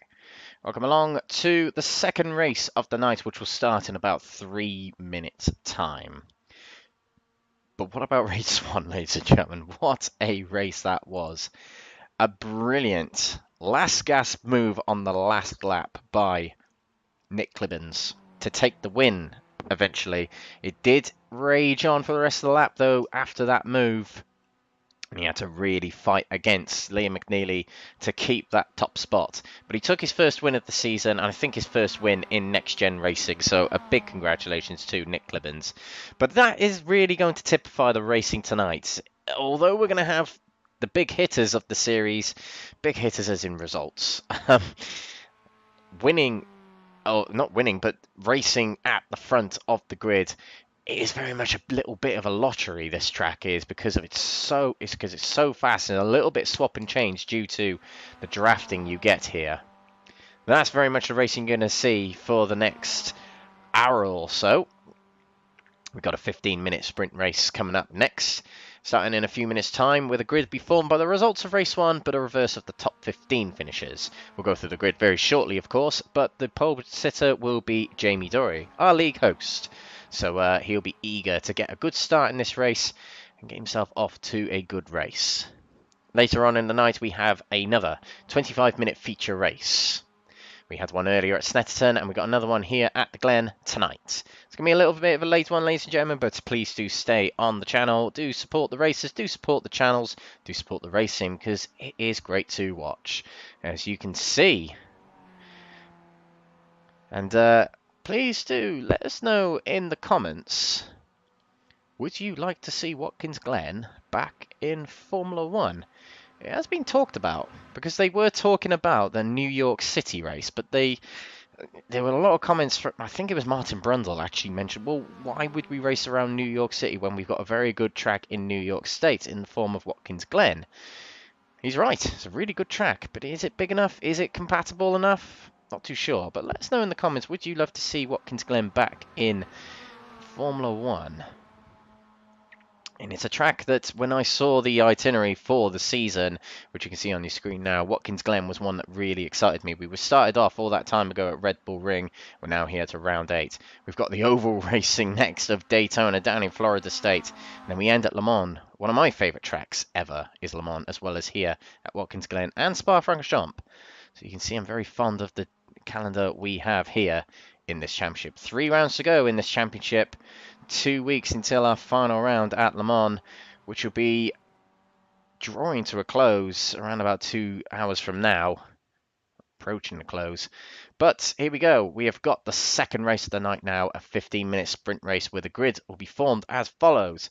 Jamie Dory on pole position from Alan McCain in second, Paul Scott in third with Nigel Stock in fourth, Nigel Stock being the biggest gainer of the field in the previous race. Aidan Wilson will line up 5th place from Lee Horne. James Warrior in 7th with Chris Staines in the 8th position on the grid. Jamie Nicholson will line up 9th with Sam Smith in 10th position, from Dan Skinner in 11th and Adam Delmont in 12th. Mikey Doble will start 13th from Liam McNeilly, just missing out on the win in the previous race. And the winner of race 1, Nick Clibbens, 15th, he'll start. John Higgins Jr. in 16th with William Fall in 17th. John Higgins Sr. in 18th position with Michael Leese in 19th. And 20th to Dan James. Here we go, ladies and gentlemen. This is the next race of the night. Race 2 of round 8 at the Glen. So here we go. We're all gridded up. It's Jamie Dory on the left side. Alan McCain on the right. Another exciting race awaits us. And away we go here at the Glen for the second race of the night. And we can get rid of that picture right away of Jamie Dory staring us down there. But he stares down turn 1 here. And he doesn't take to the outside. He takes a shallow entry into the corner. But leads heading out of turn 1 here for race 2. To the inside, he's trying to break off the slipstream right away. That's what he's trying to do with moving around the track a little bit here. But up the hill we go through the S's. Not much going on, a lot going on. Oh, there is a car off actually in the background, and it looked like it collected another car. Oh, and Liam McNeilly has been involved as well, and Mikey Doble. William Full is also involved. Dan James is involved, and Sam Smith. And I think the safety car will be out on track.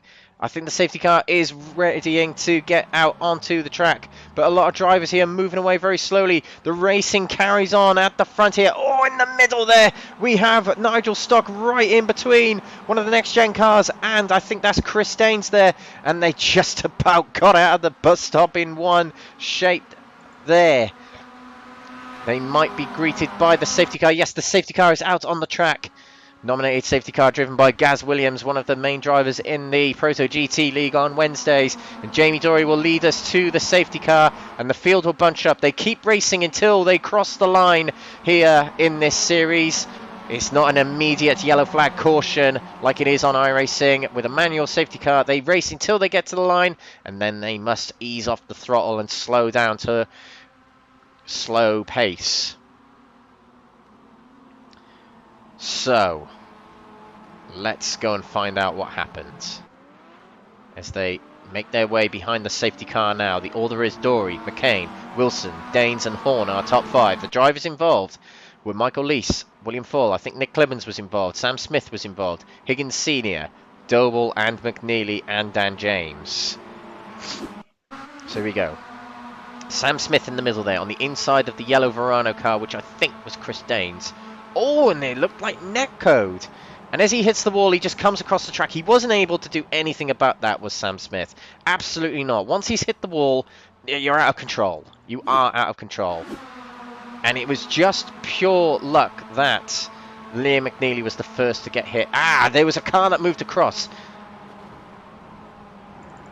That looked like it was Lee Horne who moved across and it caused contact. Yes, there was a little bit of contact with the bumper there, and that just sent the car off. And contact there. Oh, gee. I'm glad this is sim racing, because that would have been a nasty accident in real life.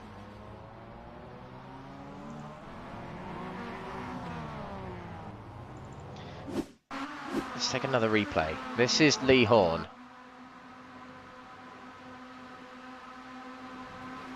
I want to get closer. But can't seem to find. Let's see if we can get a good angle. It's not your conventional TV angles, but I want to see what happens at this point.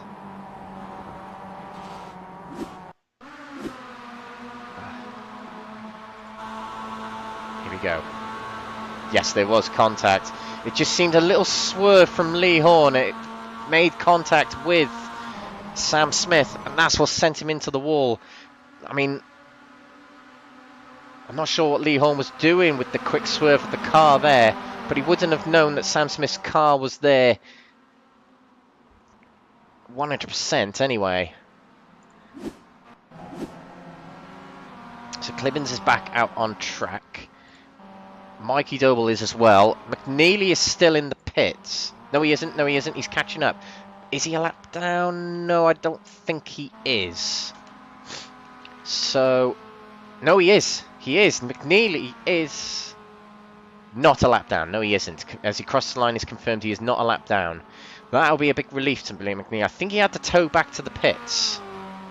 I think he escaped out the car rather than drive it back to the pitch, which, of course, you should not do because towing the car can be slower.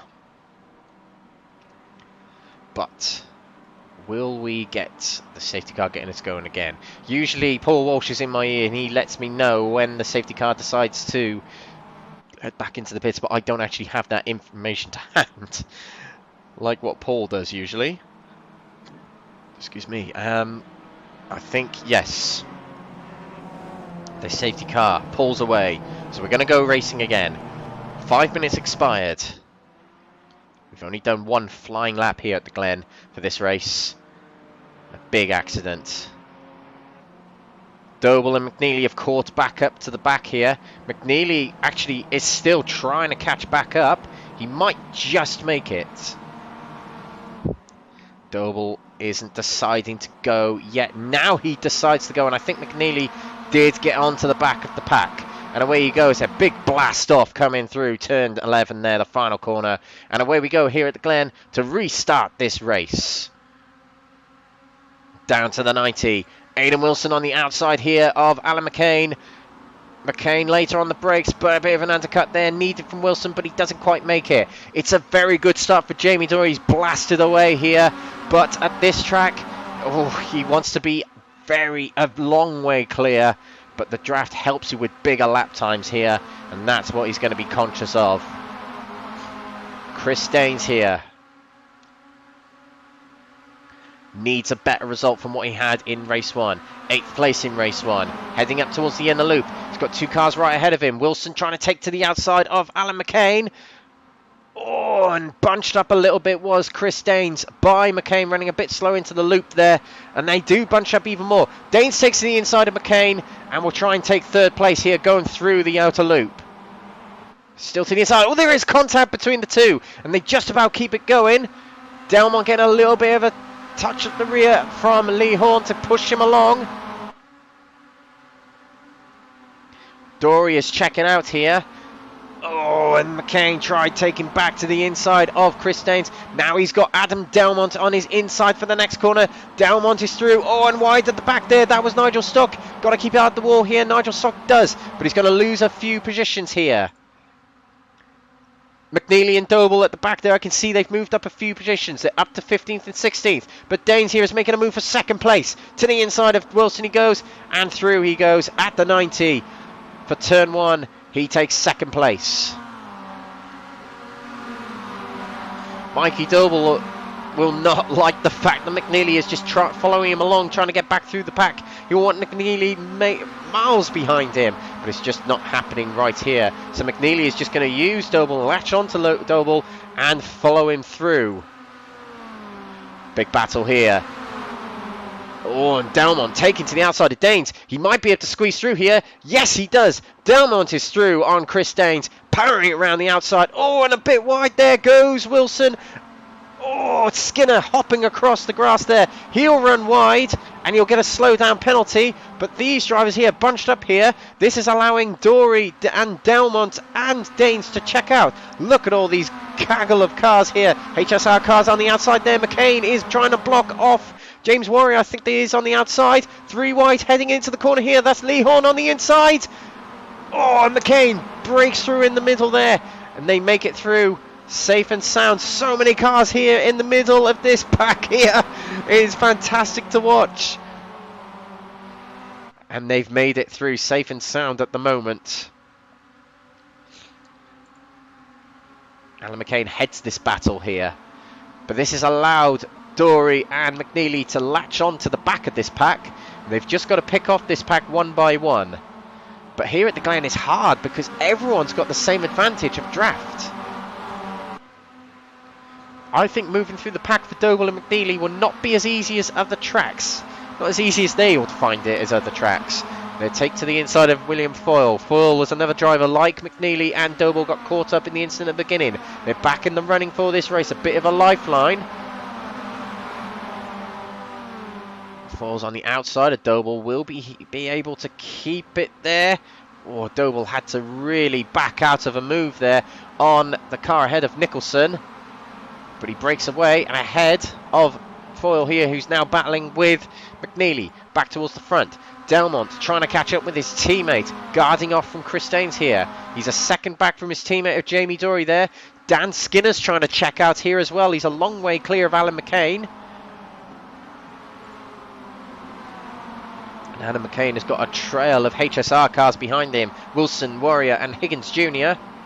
Oh, there's a car running slow at the back there. I think that was William Foyle running a little bit slow on the inside there. He drops off from McNeilly and Sam Smith. Oh, look at all these cars just moving to the inside to try and find their moves. To the inside goes Wilson on McCain. McCain drops another place. 4 places dropped from the start, but he's still leading AM category at the moment. Warrior takes to the inside of McCain here, trying to find his way through into 6th place. His nose is ahead at the moment. Back here, Mikey Doble is really making moves. To the outside of Nigel Stock he goes. He's got Lee Horne on his outside as well, but Nigel Stock stays to the outside. Oh, and there is another incident at the back there. That is Jamie Nicholson into the wall. Not entirely sure what happened there for Jamie Nicholson. Let's see if we can take another look at it. Oh, he was contacted with Liam McNeilly and just about able to poke it through still was Sam Smith. We might take a look at that later, but that is going to be Nicholson's race really, really dampened, which is really unfortunate. Doble trying to catch up to this pack here. Oh, and there's a spin in the middle of the track there. Doble is being collected. All these, and McNeilly is being collected as well. Something happened in the middle of the pack there with the number 5 car. Lee Horne has been collected as well. I think Doble... Yes, Doble's got damage to his car. Let's see if we can take a replay of that. There was car... One of the... I think it was Aidan Wilson who ended up in the barrier. Oh, we're a long way back here. I think it's a bit further along.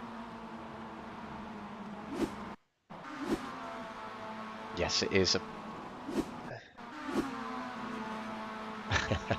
Can't quite get it, ladies and gentlemen. I'm going to see if we can get it here. Let's try this. Right. Ah, McCain moves across. He just turns left and Higgins is there. Collects Doble, collects Horne, collects McNeilly, and Horne is collected more by Doble at the front here and isn't able to do anything. Doble isn't, because he's got no steering by the looks of it. Oh dear. We are still green though, by the way, ladies and gentlemen, because most of that happened off track. Although the spin from Higgins Jr. could be argued was in the middle of the track, which usually is criteria for a yellow, but we stay green.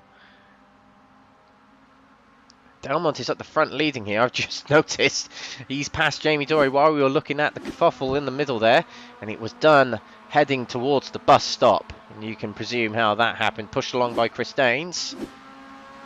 Now it's a three-way battle at the front here. Dan Skinner's quite a long way back, and it's going to take some feet to get him back up there. The AM category has really shuffled. Nigel Stock now leads. So Nigel Stock was one of the biggest gainers in race 1.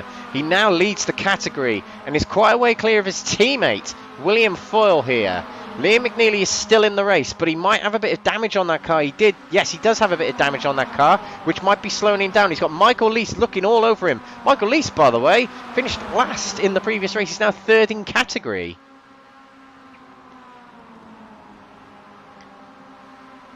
So it's a good day in the AM category for Nigel Stock and William Foyle of the AM category. And let's see if they can keep it going. Getting a good draft here is Nigel Stock with the cars in front of Nick Clibbins. By the way, he was our race 1 winner, so don't write him off for any more wins tonight. And we probably have one more lap to go as Delmont and Dory battle it out, heading through the final corner here. The white flag will wave for these drivers. Yes, it does. You can see the marshal in the top right there in the gantry waving the white flag, signaling the final lap. It's Next Gen versus Verano. Chris Daines doesn't make that move that he was making so many times in the 90 in race 1 here. Wide goes Delmont. That'll give him a 1x, but he won't mind about that as long as it doesn't give him a slow down penalty. Up the hill we go, through the S's. Dory, excuse me, is going to look all ways. Thing is, who gets priority at the Next Gen drivers here? Delmont is behind in the championship. Dory is ahead, but Delmont's leading the race. Chris Daines is now pushing along Delmont. It's advantage Delmont here as he's holding up one of his championship rivals. And he's got his teammate on the outside there, but Dory doing very well on the inside there at the bus stop. But Delmont has the better line going into the outer loop, but he's got to be careful of Daines coming up the inside. Bit of contact there heading through the outer loop. But nothing to worry about. Dory pushing along his teammate as they try and make their way past the Verano Motorsport driver. There's a spin at the back. A HSR car has spun. I think it was Aidan Wilson. Through the corner we go. Dory has got his nose ahead. Now Delmont has. Now Dory has. Through the corner we go. Delmont's on the outside. He'll be able to power it around the corner. Are we going to get a photo finish here at the Glen? We will not. Delmont will make it through and he wins a race here. Is that his first win of the season? No, it's not. He won race 3 at Alton Park, but it's another win in the books for Adam Delmont. And a popular win for Next Gen as they get a 1-2 here. In the AM category, William Foyle did take the position from Nigel Stock in the end, but it's a win for William Foyle in the AM category. Not his first of the season. His first did come at race 2 at Silverstone, but it's another win for William Foyle and his charge up the field in the championship. Nigel Stock makes it a Crest Autosport with Apex Tracks 1-2, likewise with the Next Gen 1-2 in the Pro category. Michael Lease, 9 places gained to take 3rd in category. It hasn't been a good race for Liam McNeilly, 7th for him, but still a big haul of points ahead of Mikey Doble. Mikey Doble caught out again by someone else's incident and finishes 16th. If he's even a finisher in this race.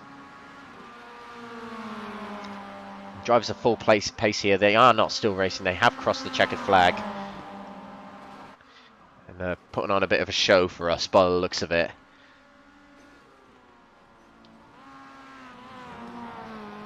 So there we go, ladies and gentlemen, that was the second race of the night, and here are your results.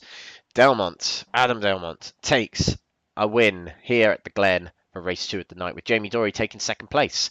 Danes rounds off another podium finish there, finishing third in this race, with Dan Skinner fourth.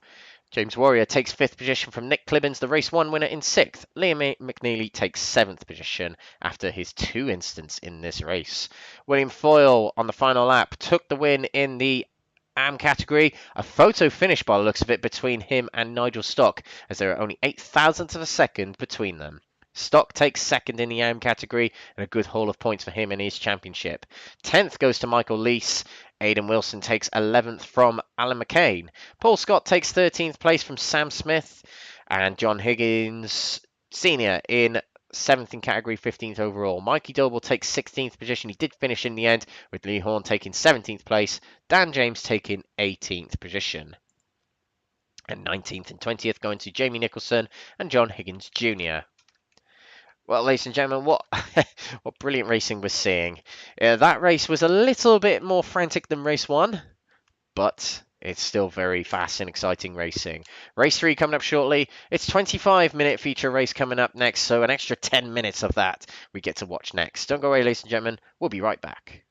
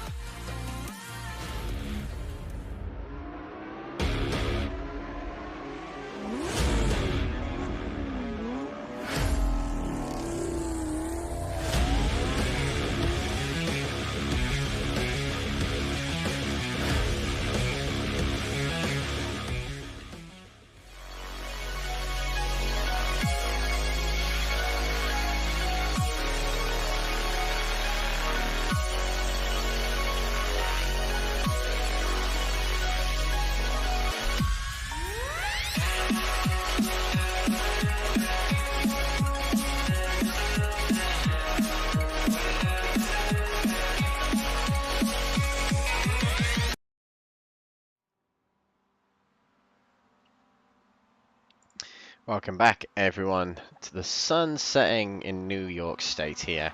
Round 8 of the championship concludes with this 25-minute feature race coming up very soon here at Watkins Glen.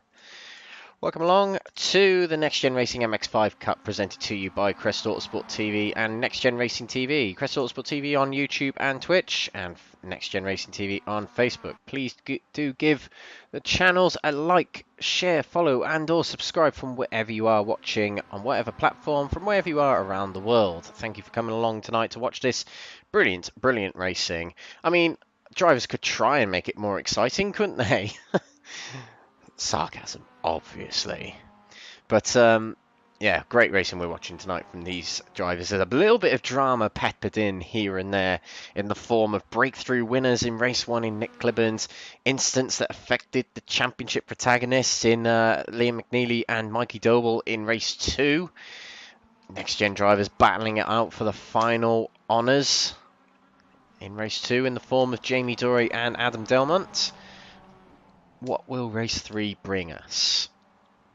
We'll find out very shortly.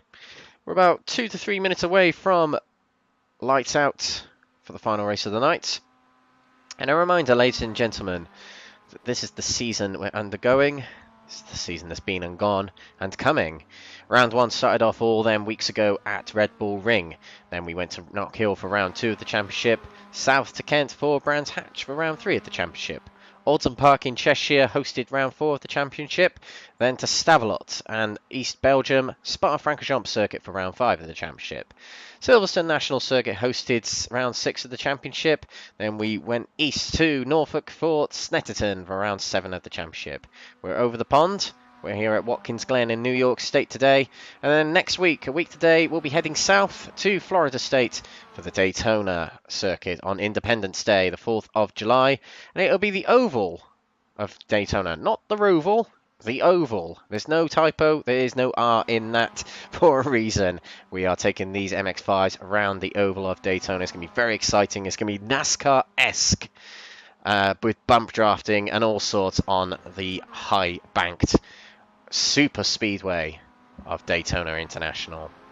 And then the final round of the championship will be a 2-hour endurance at the Le Mans circuit. Of course, we had the Le Mans 24-hour not too long ago, and it will host the final round of this championship on the 11th of July.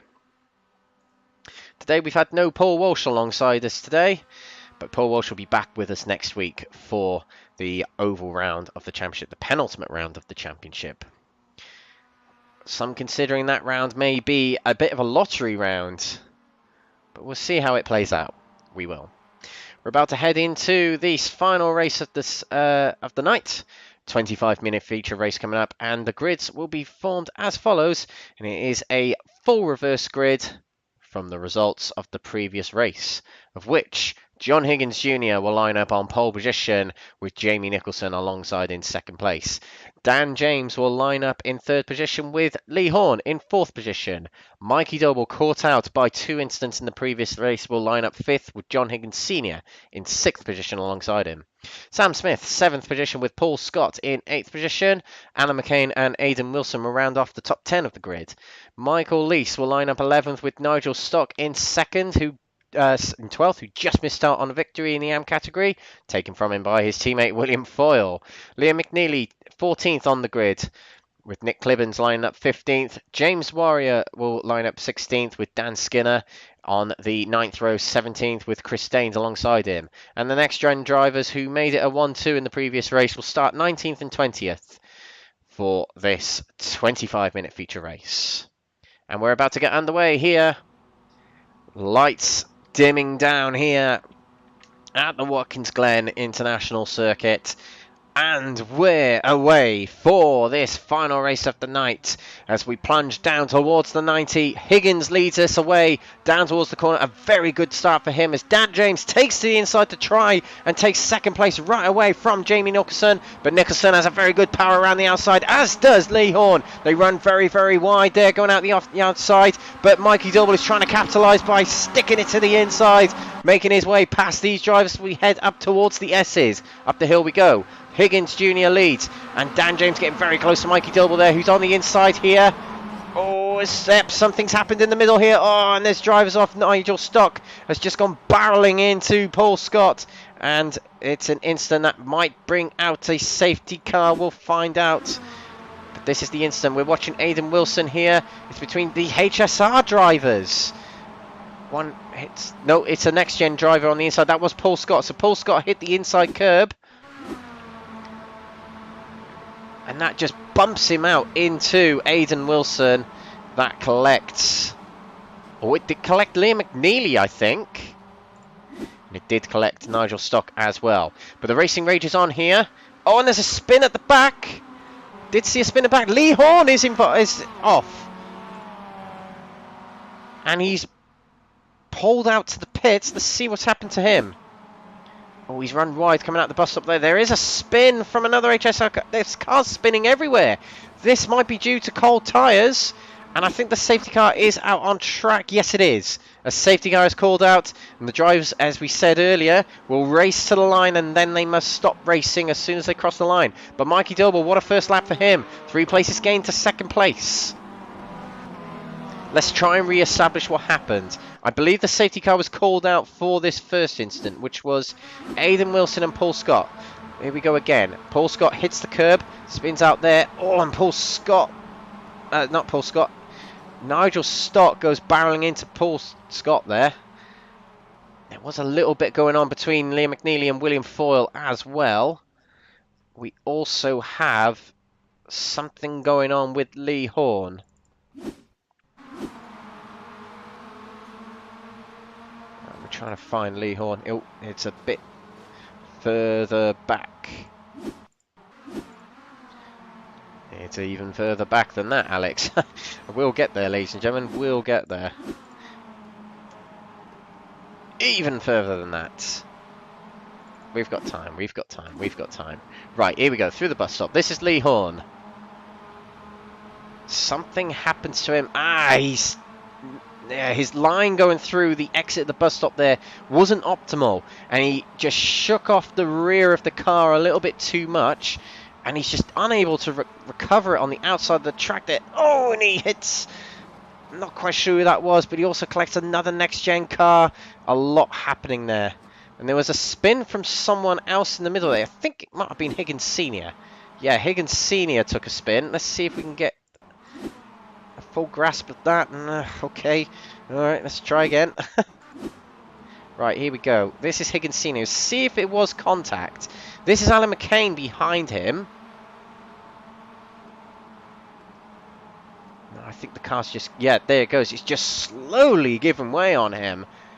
It's almost unrecoverable.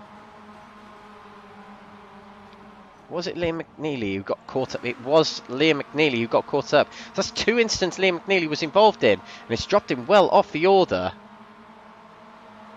This might be a little bit of a lifeline here for Mikey Doble. McNeilly's catching up. I don't think he's a lap down. I'm not too sure. I'm going to have to find out. But we're still behind the safety car. Lee Horne's back on track. Stock, who was involved in that incident, is still out there. He might have come into the pit to take a fast repair. McNeilly is still on the lead lap, confirmed. But he's got 20 minutes-ish to get through the order to the top. As if Mikey Doble stays relatively trouble-free, you would think that he would stay towards the top of this pecking order here.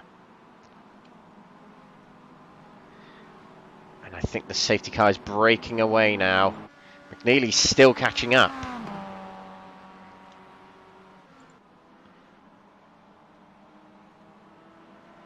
Mikey Doble might know this. He'll want these guys to hurry up, and he's a very long way away. Is Mikey? Not Mikey Doble. Liam McNeilly. I don't think he's going to catch up. So here we go. Higgins Jr. slams the foot down, and away we go. Doble will be pleased to see that McNeilly is not going to catch up to the back of this pack. He's 6 seconds down from Aidan Wilson ahead of him. But away we go. Green flag here at the Glen. 20 minutes to go in this race. Higgins leads us into the 90. Turn 1. Doble is just behind him. 13 places gained already in this race for Adam Delmont. And there's only 1 racing lap expired, really. 7th place for him. What a night it's been so far for Adam Delmont. Doble getting a good run through the S's here. He's got no one harrying him behind. He's going to choose which way to go. Higgins is giving him the option to go right or left by sticking it in the middle here. Doble hasn't chose yet. He's going to stay behind him, put in on the inside here. We got Clibbins versus Lees and Danes on the inside there. Danes was very shallow on the inside there, but he just about kept it away from trouble. 11th place for him. 7 places gained. Out of the outer loop. Doble's taking his time with this. McNeilly down here is 4 seconds down from the pack. Almost out of sight, so the car's ahead of him. He's got a long way to go to catch up. Doble here hasn't made his move yet on Higgins.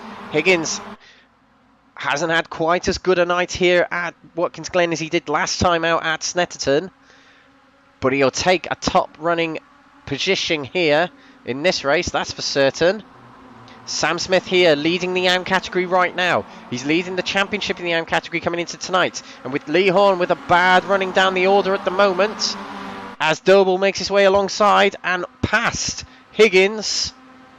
Looked relatively easy as a good run coming out of turn 1 for him, but Smith is moving into 3rd place here past Dan James. Smith, this could be a big break in the championship for him as we head into the final 2 rounds after tonight.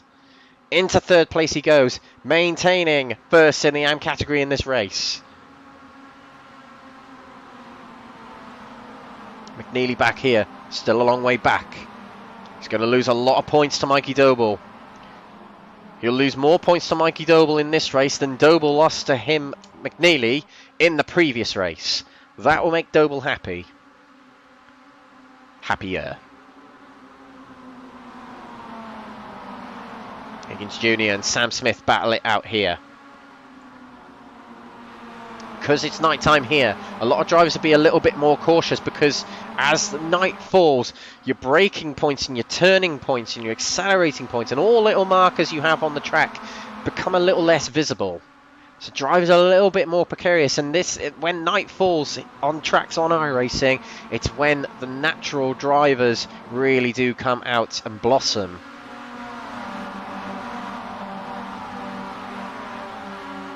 Our race 1 winner, Nick Clibbins, here in 11th. Our race 2 winner, Adam Delmont, here in 6th. 14 places gained, right behind Nicholson here. Being towed along by Dan James here, is at the front here. Doble, Higgins and Sam Smith are still battling. Smith is pushing along Doble. Delmont here, not able to break through. Doble hangs on to 1st place at the moment. Higgins guarding the inside from Sam Smith still. We are seeing a lot of drivers be a little bit more cautious in this race. They'd be conscious that after tonight, there's only 4 races left in the season, really. 2 rounds left, but only 4 races. We've got the 2-hour endurance, which granted is triple points. But 4 races, 4 chances after tonight to get the 1-up on your opponent. And that's why we say it's in the hands of Sam Smith in the AM category right now. Into turn 1 we go. Doble still leads. 10 minutes expired from this race. Our top 3 in the pro category: Doble, Higgins, Dan James. Top 3 in the AMs: Smith, Nicholson and McCain. Our championship leader in the pro category is gaining 2.5 seconds down. Once he catches up, he's pretty much caught up to the whole pack, with the exception of a few gaps between 11th and 12th and 15th and 16th.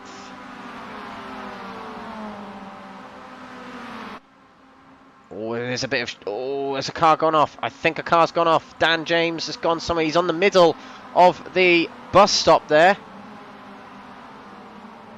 And that involved Alan McCain as well, by the looks of it. McCain's running slow on the left there. Oh, what a big hit from the rear. And that was Adam Delmont. And then McCain got collected as well. Let's take a replay of that as well. So this is Alan McCain we're watching in the middle here. So Delmont hits Dan James. Oh, and then a hit up the rear from the HSR car. Didn't really know it was slowing down ahead of him, did the HSR car. But that's Dan James out of the race. And Alan McCain way off the order here. At the front, Doble still leads. Back here, we've got William Foyle and Jamie Nicholson here in 6th. Smith makes a move for second place up here alongside Higgins, and he slots in front. Smith is having a very good night, it's got to be said.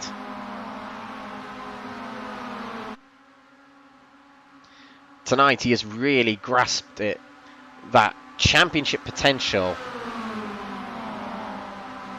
And ultimately he's kept his nose out of trouble as well.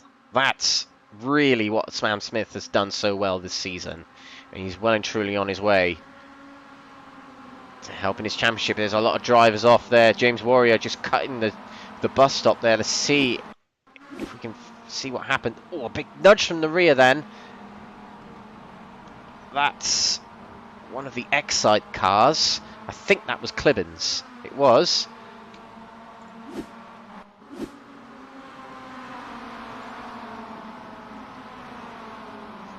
Clibbins here, our race 1 winner, also having a good night. And he's teammates with Sam Smith, remember? The Excite cars.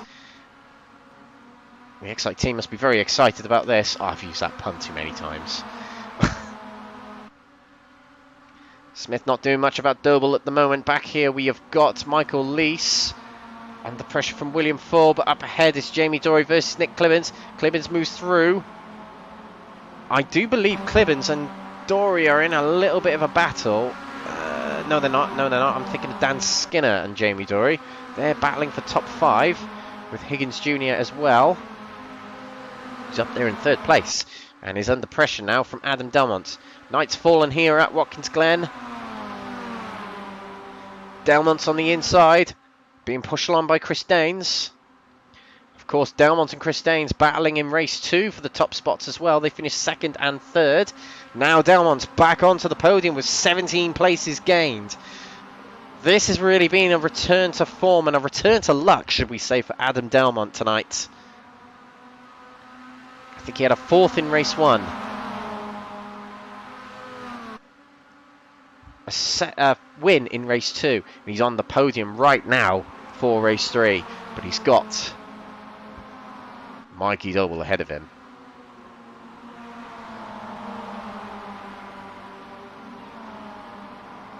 Let's see how Liam McNeilly's getting on. Not quite on the back of the pack yet. 1.8 seconds behind Aidan Wilson in 15th place. 11 minutes to go in this race. This is Clibbins on the inside of Jamie Dory. Michael Lees behind him. Oh, and behind them as well as James Warrior. But through goes Clibbins into 7th place. Jamie Dory is trying to break up the order. 10 places gained, but he's dropped a few places in these last few laps.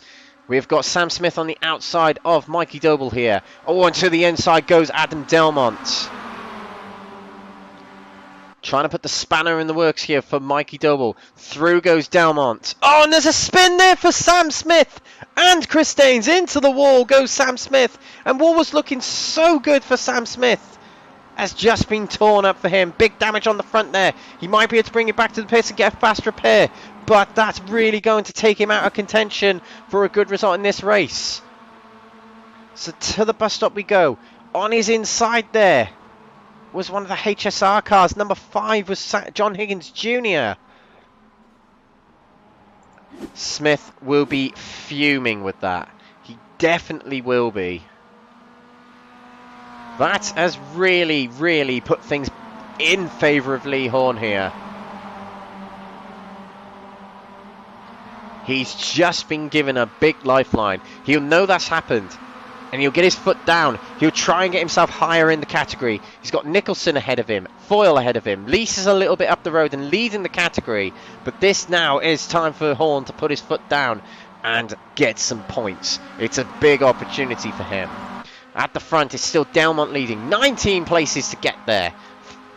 Sorry, 19 places gained to get there. Fantastic racing from him today. Doble takes to the inside. Doble will be desperate for a win. The more points, the better, is what he'll be thinking. He won race 2 last week at Snetterton, did Mikey Doble, as he moves into the lead here. Now Chris Daines has joined the battle. 3 of the biggest and fastest drivers in the series right here, battling it out.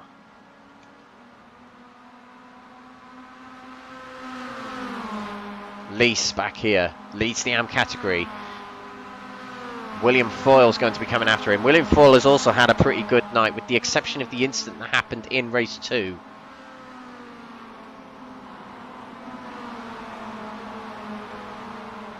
He still came through to win it though.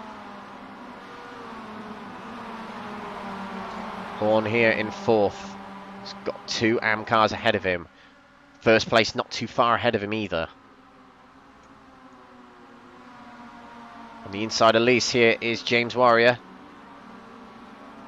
Excuse me, that was Jamie Dory on the inside of Michael Lease.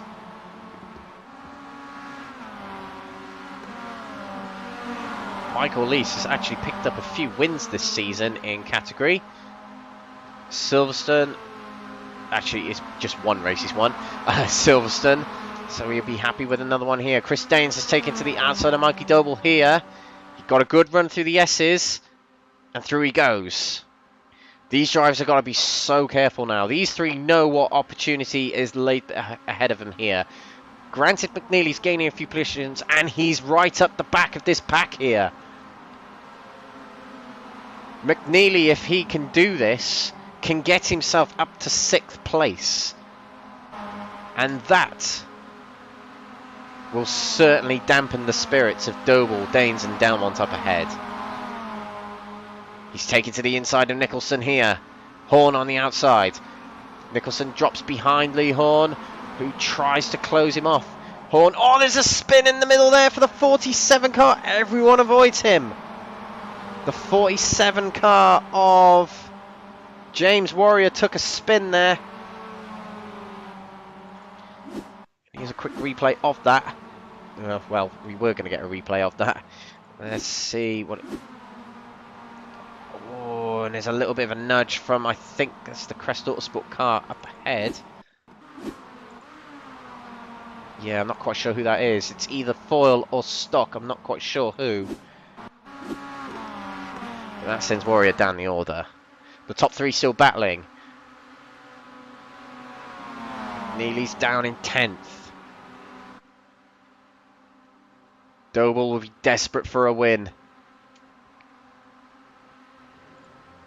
Here's McNeilly. He gets himself past Lee Horne.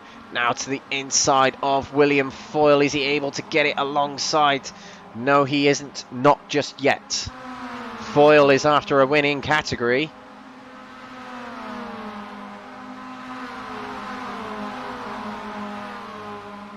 McNeilly's trying to take it to the inside. Foyle trying to power it around the outside. They both run off wide. Lots of cars running off wide there to be precise. But McNeilly had a better run through the corner and he gets ahead. Oh, 3 wide, heading down into turn 1 here. Doble's on the inside, I think. Oh, Delmont very close to the rear left quarter panel of Chris Daines, but they make out the corner. There's still 3 wide coming out the 90 into the S's. Doble drops back behind. Daines is on the inside here. Delmont in the outside. And they're trying to put their car out wider than usual to try and gain more speed. Speed they'll need down this straight here. Doble is pushing along Chris Daines here. Oh, something's happened a bit further down. Nigel Stock has been involved in an incident. He's out on his own here. Oh dear. Michael Lease. Something happened to him. So let's see what happened. Now he's recovering from a spin there. Oh dear. Right. Looks like a push from Liam McNeilly.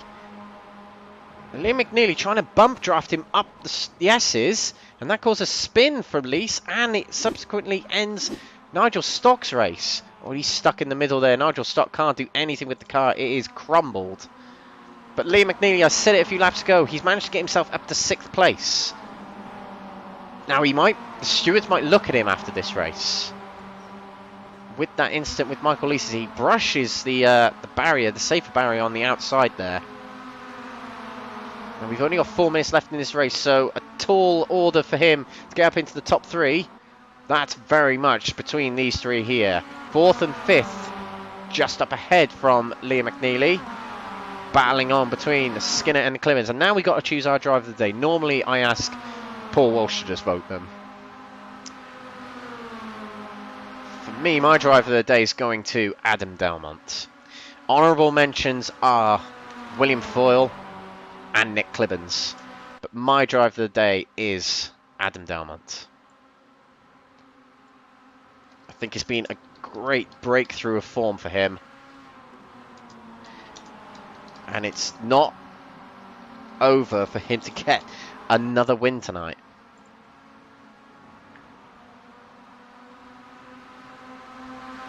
Let's see.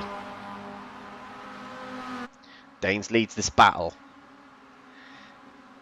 AM category led by Lee Horne at the moment, with William Foyle right behind him. Foyle drops behind Aidan Wilson and will want to catch back up with Lee Horne to try and get a win. Foyle deserves an honourable mention, as I mentioned, for drive of the day. He really has had a good round in the category. Danes in first, still leading. He's defended really well. It's got to be said, he's defended really well from Doble and Delmont. Their time is running out a little bit. McNeilly back there in 6th place is gaining on Clibbens and Skinner. But again, there will be a steward's inquiry looking at McNeilly's incident with Michael Leese. Let's ultimately put him out of this race here. Now the whole night's practice of where the moves are best made and how they're made comes into practice now. Comes into effect.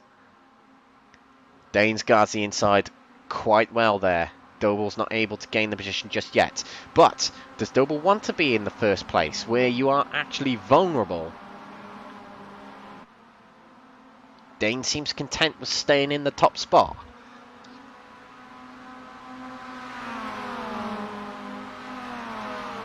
We saw in race 1, Clibbens was able to get through from 3rd place to 1st on the final lap.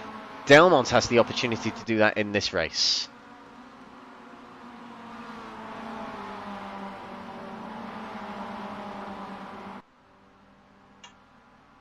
Here we go. The white flag waves. This is the final lap of the night. Final lap of the race.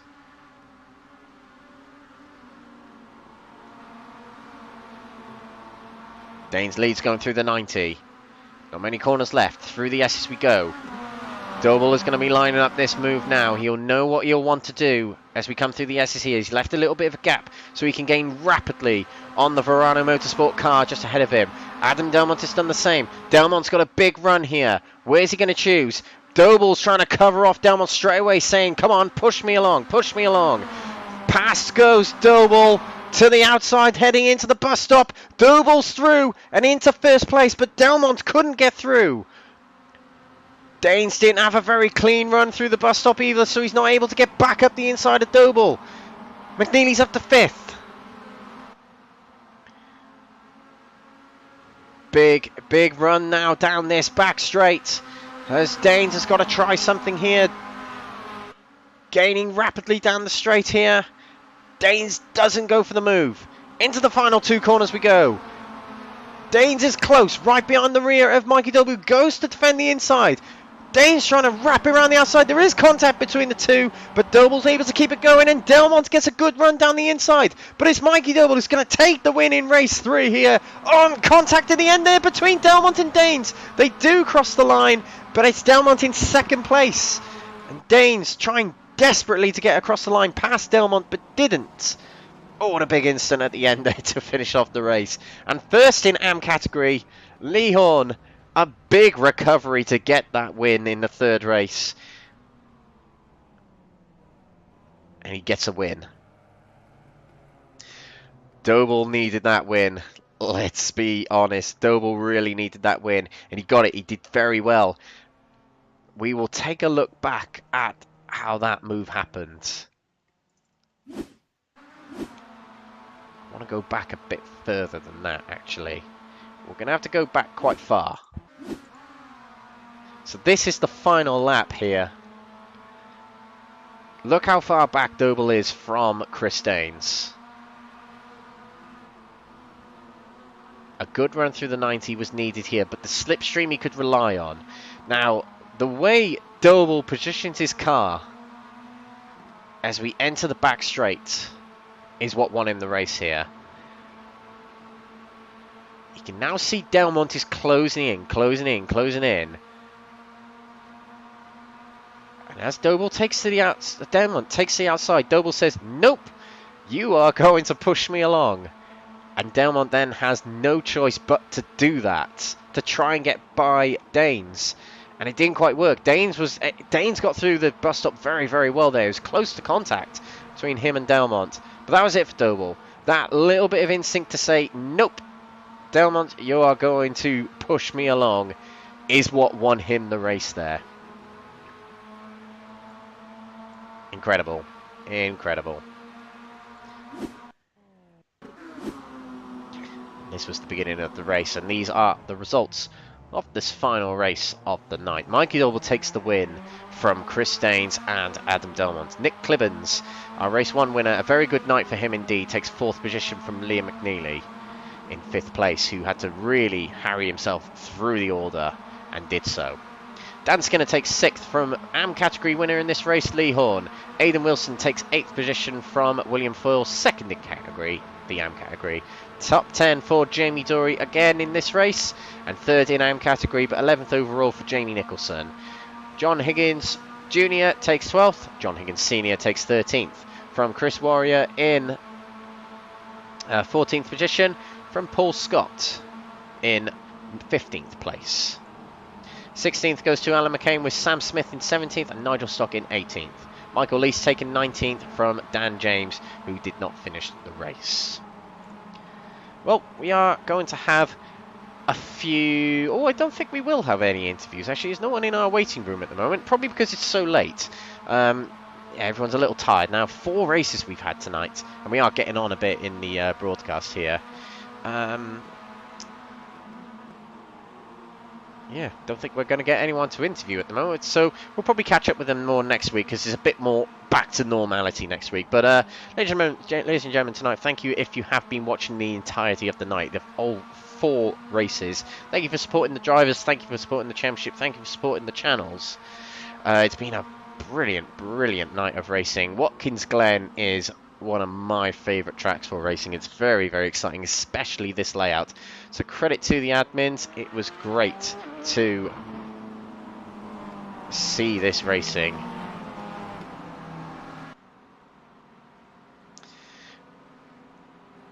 Just checking about the interviews. Yeah, we're definitely not going to get any. So we will press on to the end of the night here. So our race winners tonight were Nick Clibbens, Adam Delmont and Mikey Doble.